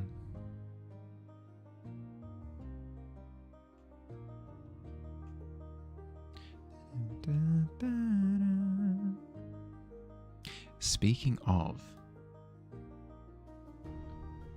activities that require physical exertion, in about half an hour we'll need to wrap up stream because I'm going rock climbing. Oh god, I'm so excited. It's been a couple of months at this point, actually, now that I think about it. And that I'm not pleased with. I'm excited to get back into the back into the fray. It's been too long. It was like my thing that I was using to keep in shape. So since I haven't been going, I've been feeling a bit not as fit, which I haven't liked. So I'm keen to get back. Oh, we've got an orange building here that I missed out on. Rollerblading is fun. Well, there you go. Boom. Roller skating equals roller skating equals skating on ice. Yeah, exactly. That's the thing. That's the thing that was breaking my brain. We'll never get on another tandem bike though. Last time you ended up hitting a tree and falling in cow crap.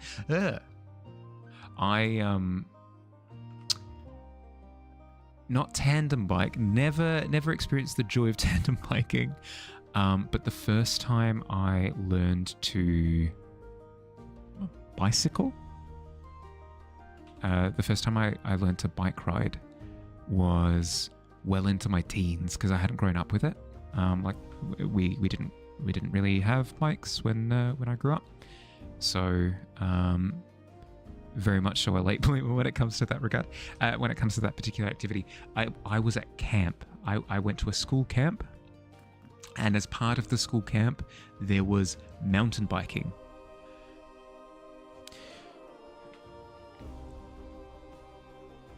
Duh. So, as somebody who had never been on a bike before, the prospect of mountain biking was a bit of a, shall we say, a steep hill to bike ride up.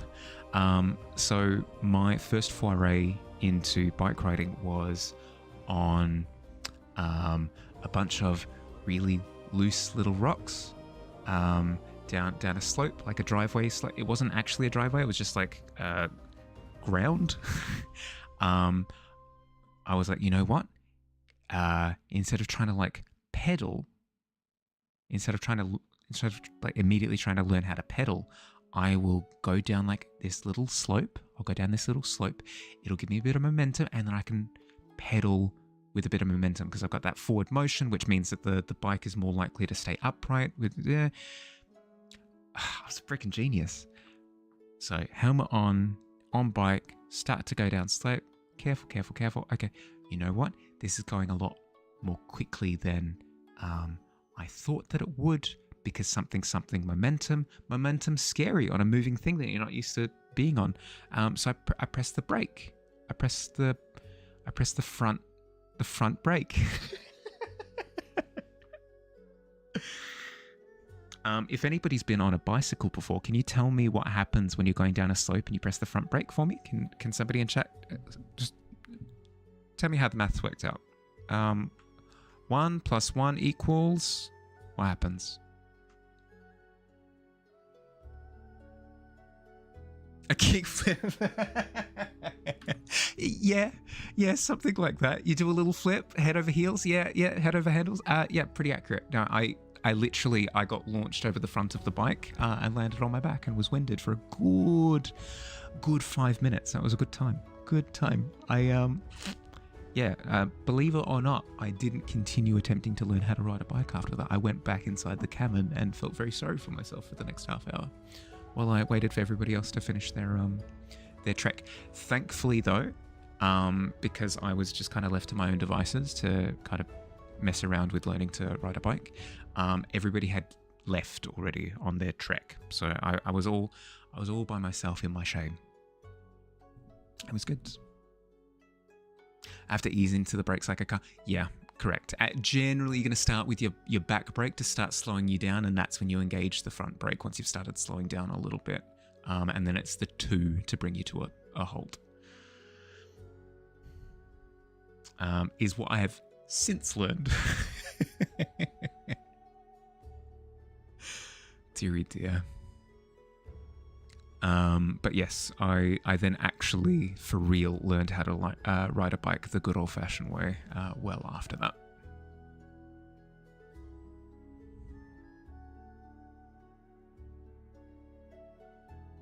You really only use one brake on your bike?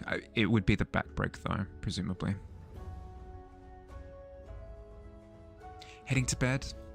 Sleep well, Vossify. Thank you for jumping in. Thank you for coming in. Hope you enjoyed your stay. Rest up. Rest well. I still had the temptation to look at where the camera used to be. Frick.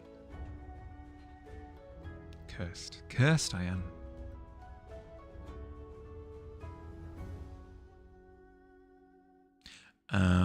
It varies. Oh, sorry. When you said I only really use one brake, I digested it as I only use one of the brakes, as in like I only use the back brake or I only use the front brake. You mean you only use one brake, either the front brake or the back brake. I understand now. I get it. Look over. Oh, hi, Fields. I need to come up with a solution. It's driving me wild. Ooh. Some people get like the big. Some people get the big aluminium arm that sits up above their main monitor and holds like a third monitor above the. I should do that. I should have a monitor over the other side of my room, so that way anytime I go to read chat, I'm going. Sorry for a second. Hi, Fields.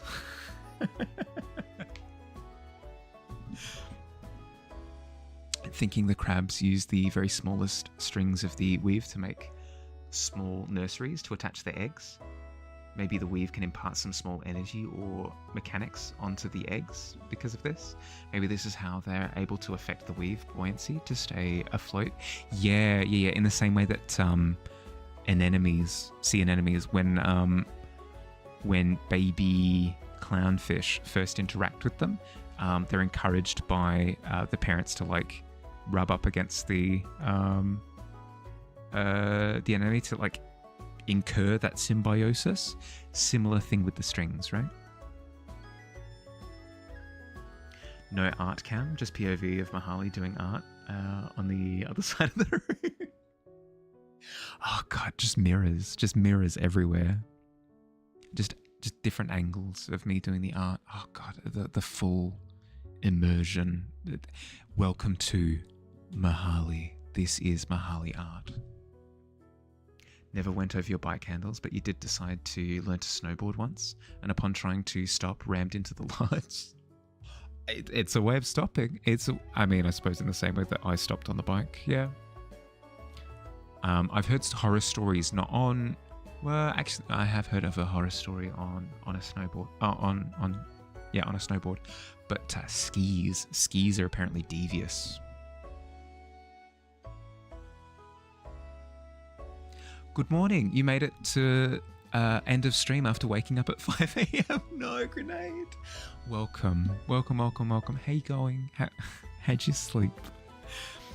I'm glad to see you, but I'm horrified by the fact you've had to wake up at 5 a.m. Hope you're doing okay. Could make a great horror green screen of yourself in each mirror heckling your art. Ooh, I have seen some funky camera trickery that some people do on Omegle? Is that the... It's the camera program thing where you like randomly match up with people online. I've seen where they green screen themselves. Well, they run a virtual cam, so they run a a few things. They run the virtual camera and they mirror what the other person's camera feed is, or they do the thing where they take the feed of... No, they green screen... Oh, God, what is it? There's a thing where they end up like green screening themselves onto the other person's feed. It's very, very, very, very, very funny. I've done an awful job of describing it, but yes. A migraine kept waking you up, so you gave up on sleep. Go back to bed later. This is a nice migraine-friendly street. It is. No yelling and screaming and throwing of chairs. That's for later.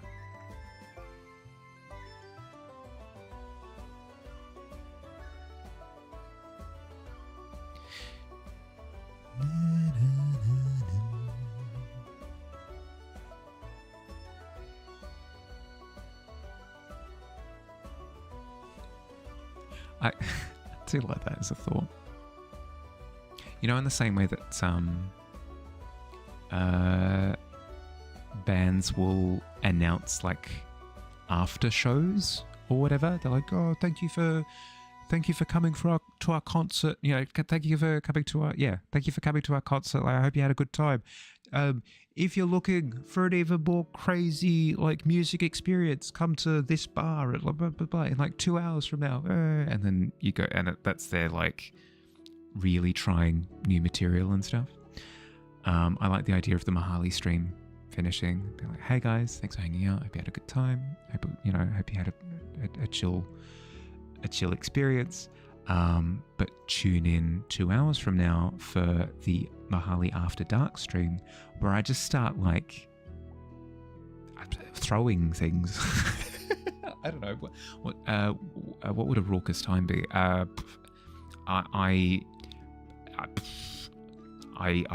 build a city out of cardboard boxes and then I run through in a Godzilla costume. Mahali After Dark. We're throwing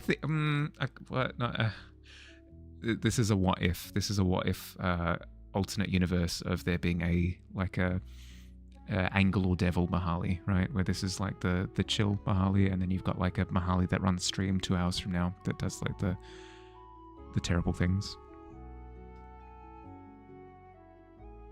Come back in 2 hours where I can see if I can summon rain. Yes, exactly. And it's just shaky cam footage of me just outside, pitch black, no lighting, just like throwing things towards the sky. We find out the terminal velocity of my catch. Yes, this kind of energy. Yes. I think it would be me trying a new baking recipe and struggling.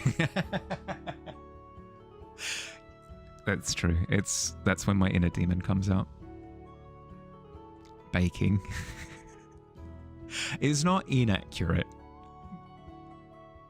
There was a bit of struggle with my initial baking attempts. It's Ilahim. Oh god, if anyone is familiar with Herobrine from Minecraft copypastas, god.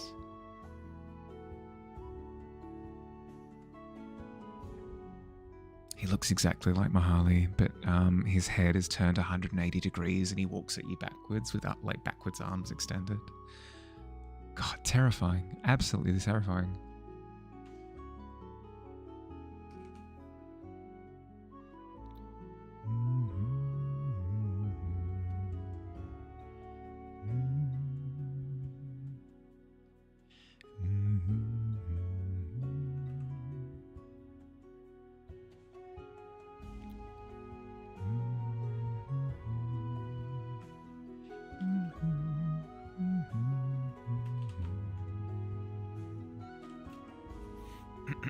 What are we learning with these here buildings that we're seeing?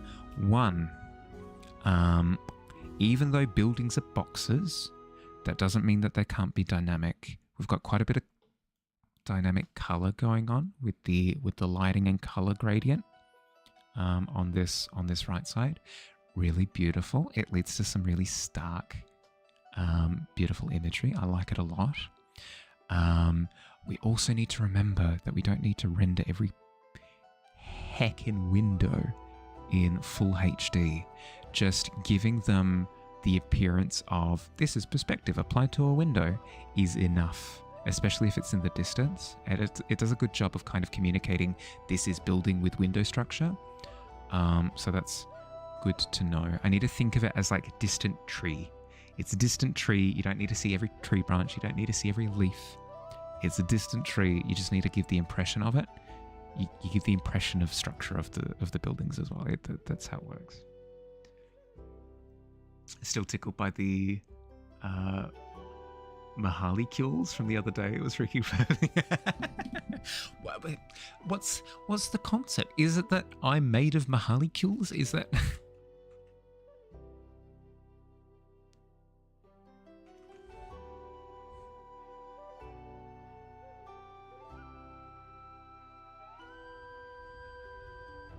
We must capture the Mahali so that we can harvest the Mahalicules, one of the most powerful substances in the known universe.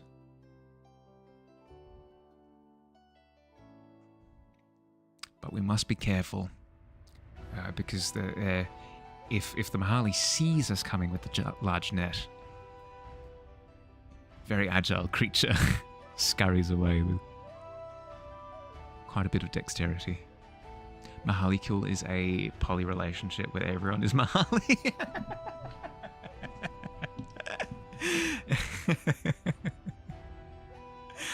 Oh god, I wouldn't be able to stand that. That'd be awful. I can hardly deal with one of me. I'm always trying to say that not everything needs to be rendered into fine detail. Can hear the subtle pain in my tone. I don't have words to defend myself. It's just true. Is too shy to date himself. I intimidate myself. What can I say?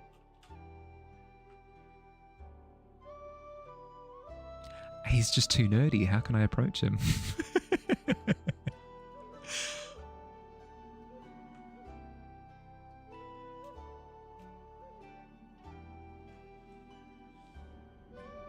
A Mahalicule. The distinction. The distinction. You two suffer with wanting everything in your drawings 4K. It's tough. It's tough. But it sucks because every time I've been like, fine, okay, well then what if I just go blur? What if I just go blur and I just have it as unrendered, just mush in the... Actually, wait a second. That looks pretty good. It works every time. Which sucks, because then, like, the part of me that keeps repeating that I have to actually keep things unrendered for when they're not in focus keeps going, bleh, told you, bleh, nerd, idiot, got ya. Pranked.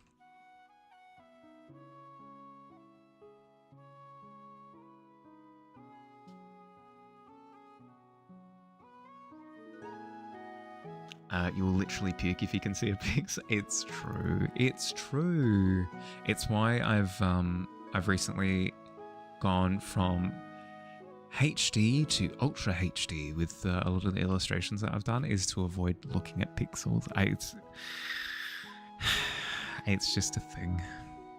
Pixel artists did nothing wrong. No, the problem is, if I wanted it to look pixely, I would drop the resolution to below HD and then have distinct pixels visible.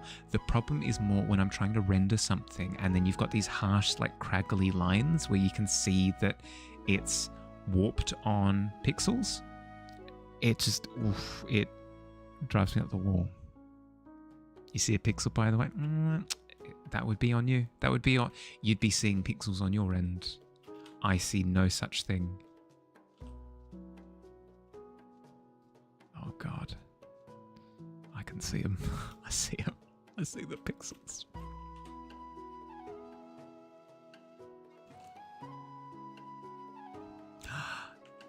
Actually, that line does actually still send a shiver up my spine. Remember that bit from The Sixth Sense where the boy turns to the camera and he goes, "I see dead pixels." and then you look over at the monitor and like half of the pixels on the monitor aren't working. Oh, ooh, what a twist. Immediately zooms in. I had to double check. I was paranoid. Any good vector program out there, or are we doomed to pixels? My solution is just crank up the resolution until I don't see it anymore. The only vector program that I'm aware of that I've used in the past is Adobe Illustrator, but because I don't use Adobe anymore, I'm bang out of luck.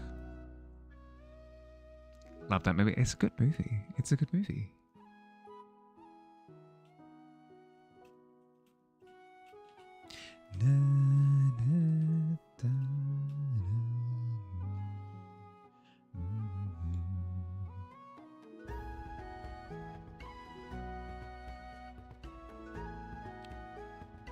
Should play mouthwashing? Is this a game, or are you just attempting to communicate that my verbiage is inappropriate? I should wash my mouth out with soap. Adobe evil? Adobe not evil. I don't know. Not any more evil than other companies doing stupid things. Adobe not artist friendly, I'll say that much.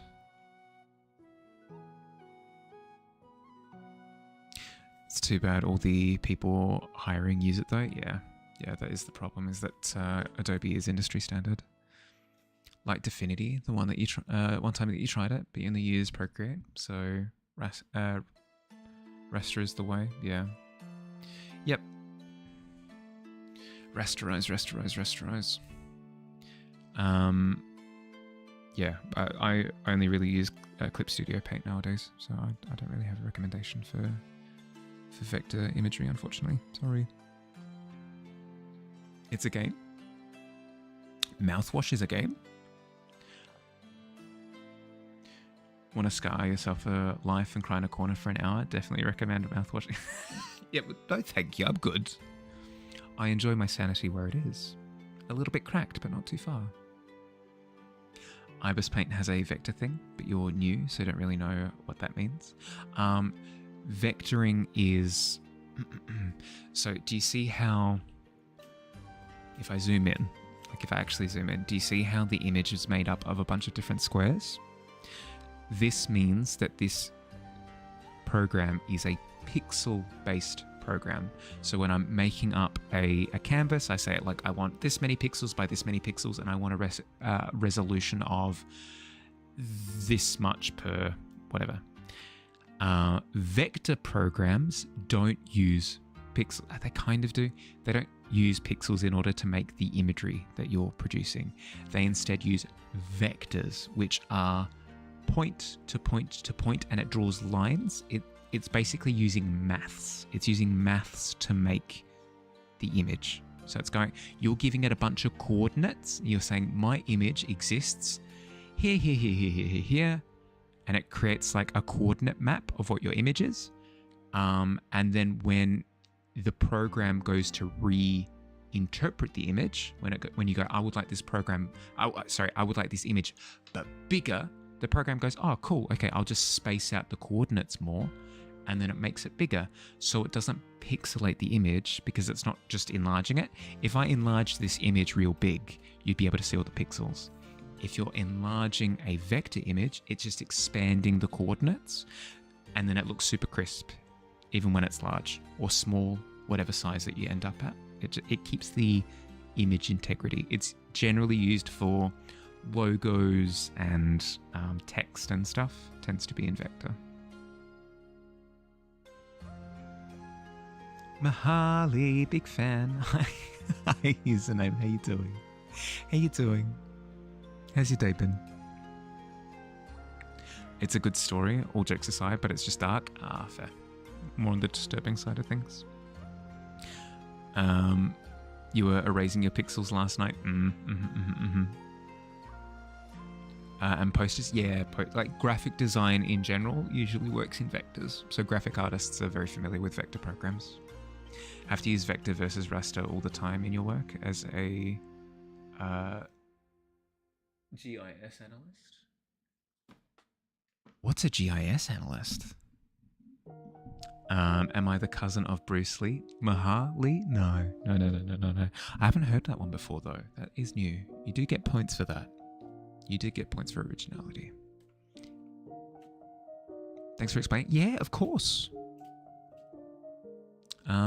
If I know a thing, I'll try to provide it.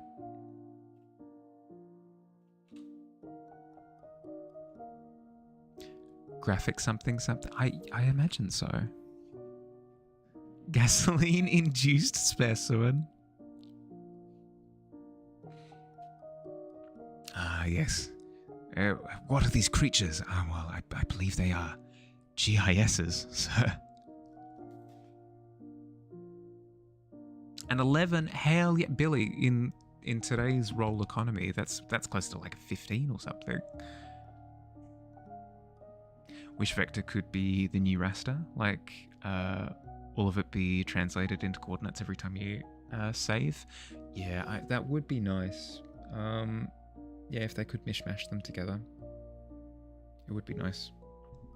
So there's no need to distinguish between the two. Geographic information systems. Ooh. Actually doing pixel art right now. Designing your first crochet pattern. Ooh. Pixel art would be useful for that, actually. Raster saving as vector would be so good. Basically won the lottery just now. Yeah, with an 11. Hell yeah. Hell yeah. See? Perfect example. As Fields topples into the pit. Yeah.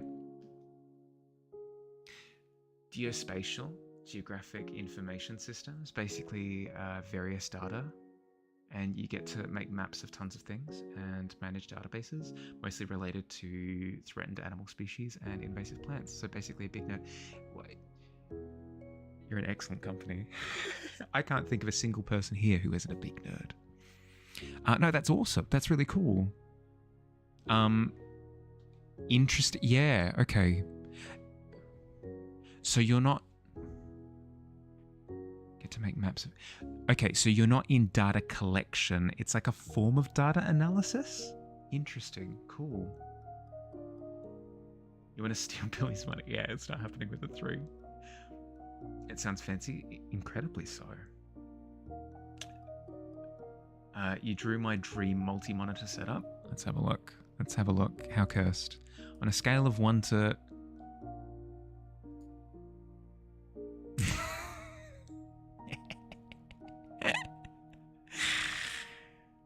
Yeah, no, that's it's pretty accurate.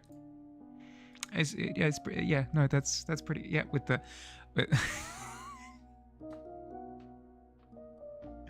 Yep. Yeah. I do appreciate that I've come up with this new concept. Yellowy the dog, like a children's television show that kind of teaches you life lessons about the yellow dog. Yeah, cool. We've got a bit of like D&D programming going on in the background that I'm paying attention to in the back. We've got my iCam that is dedicated to its own monitor, so instead of flashing it up on the screen like this, instead I pivot the webcam over to that. Yeah, no, good. Stonk's going up, obviously, because we've got the setup, right? The setup does everything. The setup is in place, stonks go up. It's 1-to-1. UR data collection, databases analysis, and the overall product map that the public sees. Yeah, cool. I am the Senate. Oh, that's awesome. That's really cool. Shaped like that? Correct. Yeah. If anybody meets me at a PAX or something in the upcoming year, it's what I look like. Sometimes fieldwork, handling species, other times remote using data. Oh, good lord. Yeah, no, the whole shebang. You're a quadruple threat. If not pentuple. It's your room, but with Mahali in it. There's a close-up. Subway Surfers. That's a Subway Surfer clip under a podcast. Of course. No, because I need stimulation, of course, to keep me focused. Not D&D. Don't be silly. We need engagement. It's true. D&D sells like... what's the opposite of hotcakes? Like plastic plastic like fake comedy turds, like poos. Yeah, sells like those. Fantastic. The interpretation of the beard is really... Should show the setup on stream sometime. Cold fart. Yes, exactly. Hot cakes, cold farts. Yeah. Yep. These are... gee whiz. These products are doing so well. They're selling like cold farts.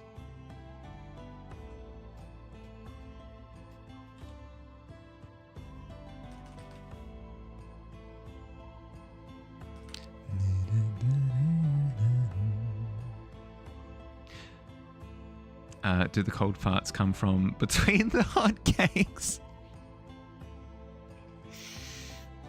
Well done. No, well done. Well done. You did it. You found it. Banned. I'm just immediately. I've said that. I've said this. I've said these words out loud. It's too late for me. I'm just gone. Goodbye. In the same way that Mild's emote got axed. Same with Bahali stream gone. Yeah, exactly. Guess what I got approved when you changed only the name of the emote, which... Yes, congratulations, Mild. You did it. You heckin' did it. Awesome. Why the name? Leave Your Body is kind of like deep existential body horror we don't talk about enough. Oof. No, absolutely not. Only robots on the Twitch support line. What is it? It's just a little guy. It's just a little guy being grabbed.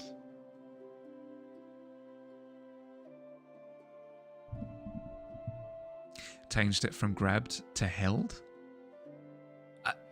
Yeah. Sure. Why not? Yep. Sure. Okay. Okay, Twitch. All right, if that's what it takes.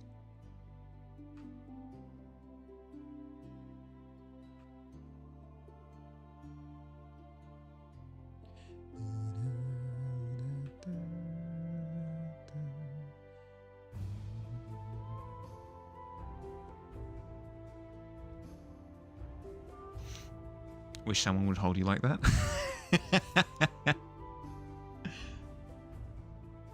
Oh, good lord, we're 10 minutes over already. Frick. Billy, good news. The ad autoplay works when I have the first ad play. Like once I manually played the first ad, the subsequent ads played no problem. So that system works. I did tinker with something between like during an ad break. I did tinker with something in StreamerBot, so I'm interested to see if that tinkering helped. So we'll see if that works. But otherwise, great success. Great success.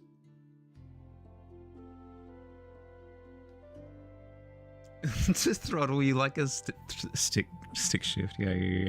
Just grab your whole actual person and just meow. But yeah. Sorry for how out of the blue it is. But I need to wrap up stream. I've got rocks to climb. I have rocks to climb. We'll do a continuation of this study. It's been at a glacial pace, but I'm fine with it. I burned myself out last time doing studies like this at a rapid pace, so I'm happy to just slow them down and just tinker away at them at more dragged out pacing. I'm fine with that. But yeah, continuation of this next week. Stream tomorrow will be a shared canvas. Exciting. So if you want to jump in to that and play around with adding your own images and stuff, look forward to it. Hearthside this weekend. If you want to jump in on the Hearthside and join in on the creativity and the chats and stuff, look to the Discord in the announcement section. Look to sign up for either the morning or the evening, whatever works for you. But otherwise, I think we're good. Have an excellent rest of your day or night, depending on where you are. Look after yourself. Thanks for hanging out, everyone. I'll see you later. Bye.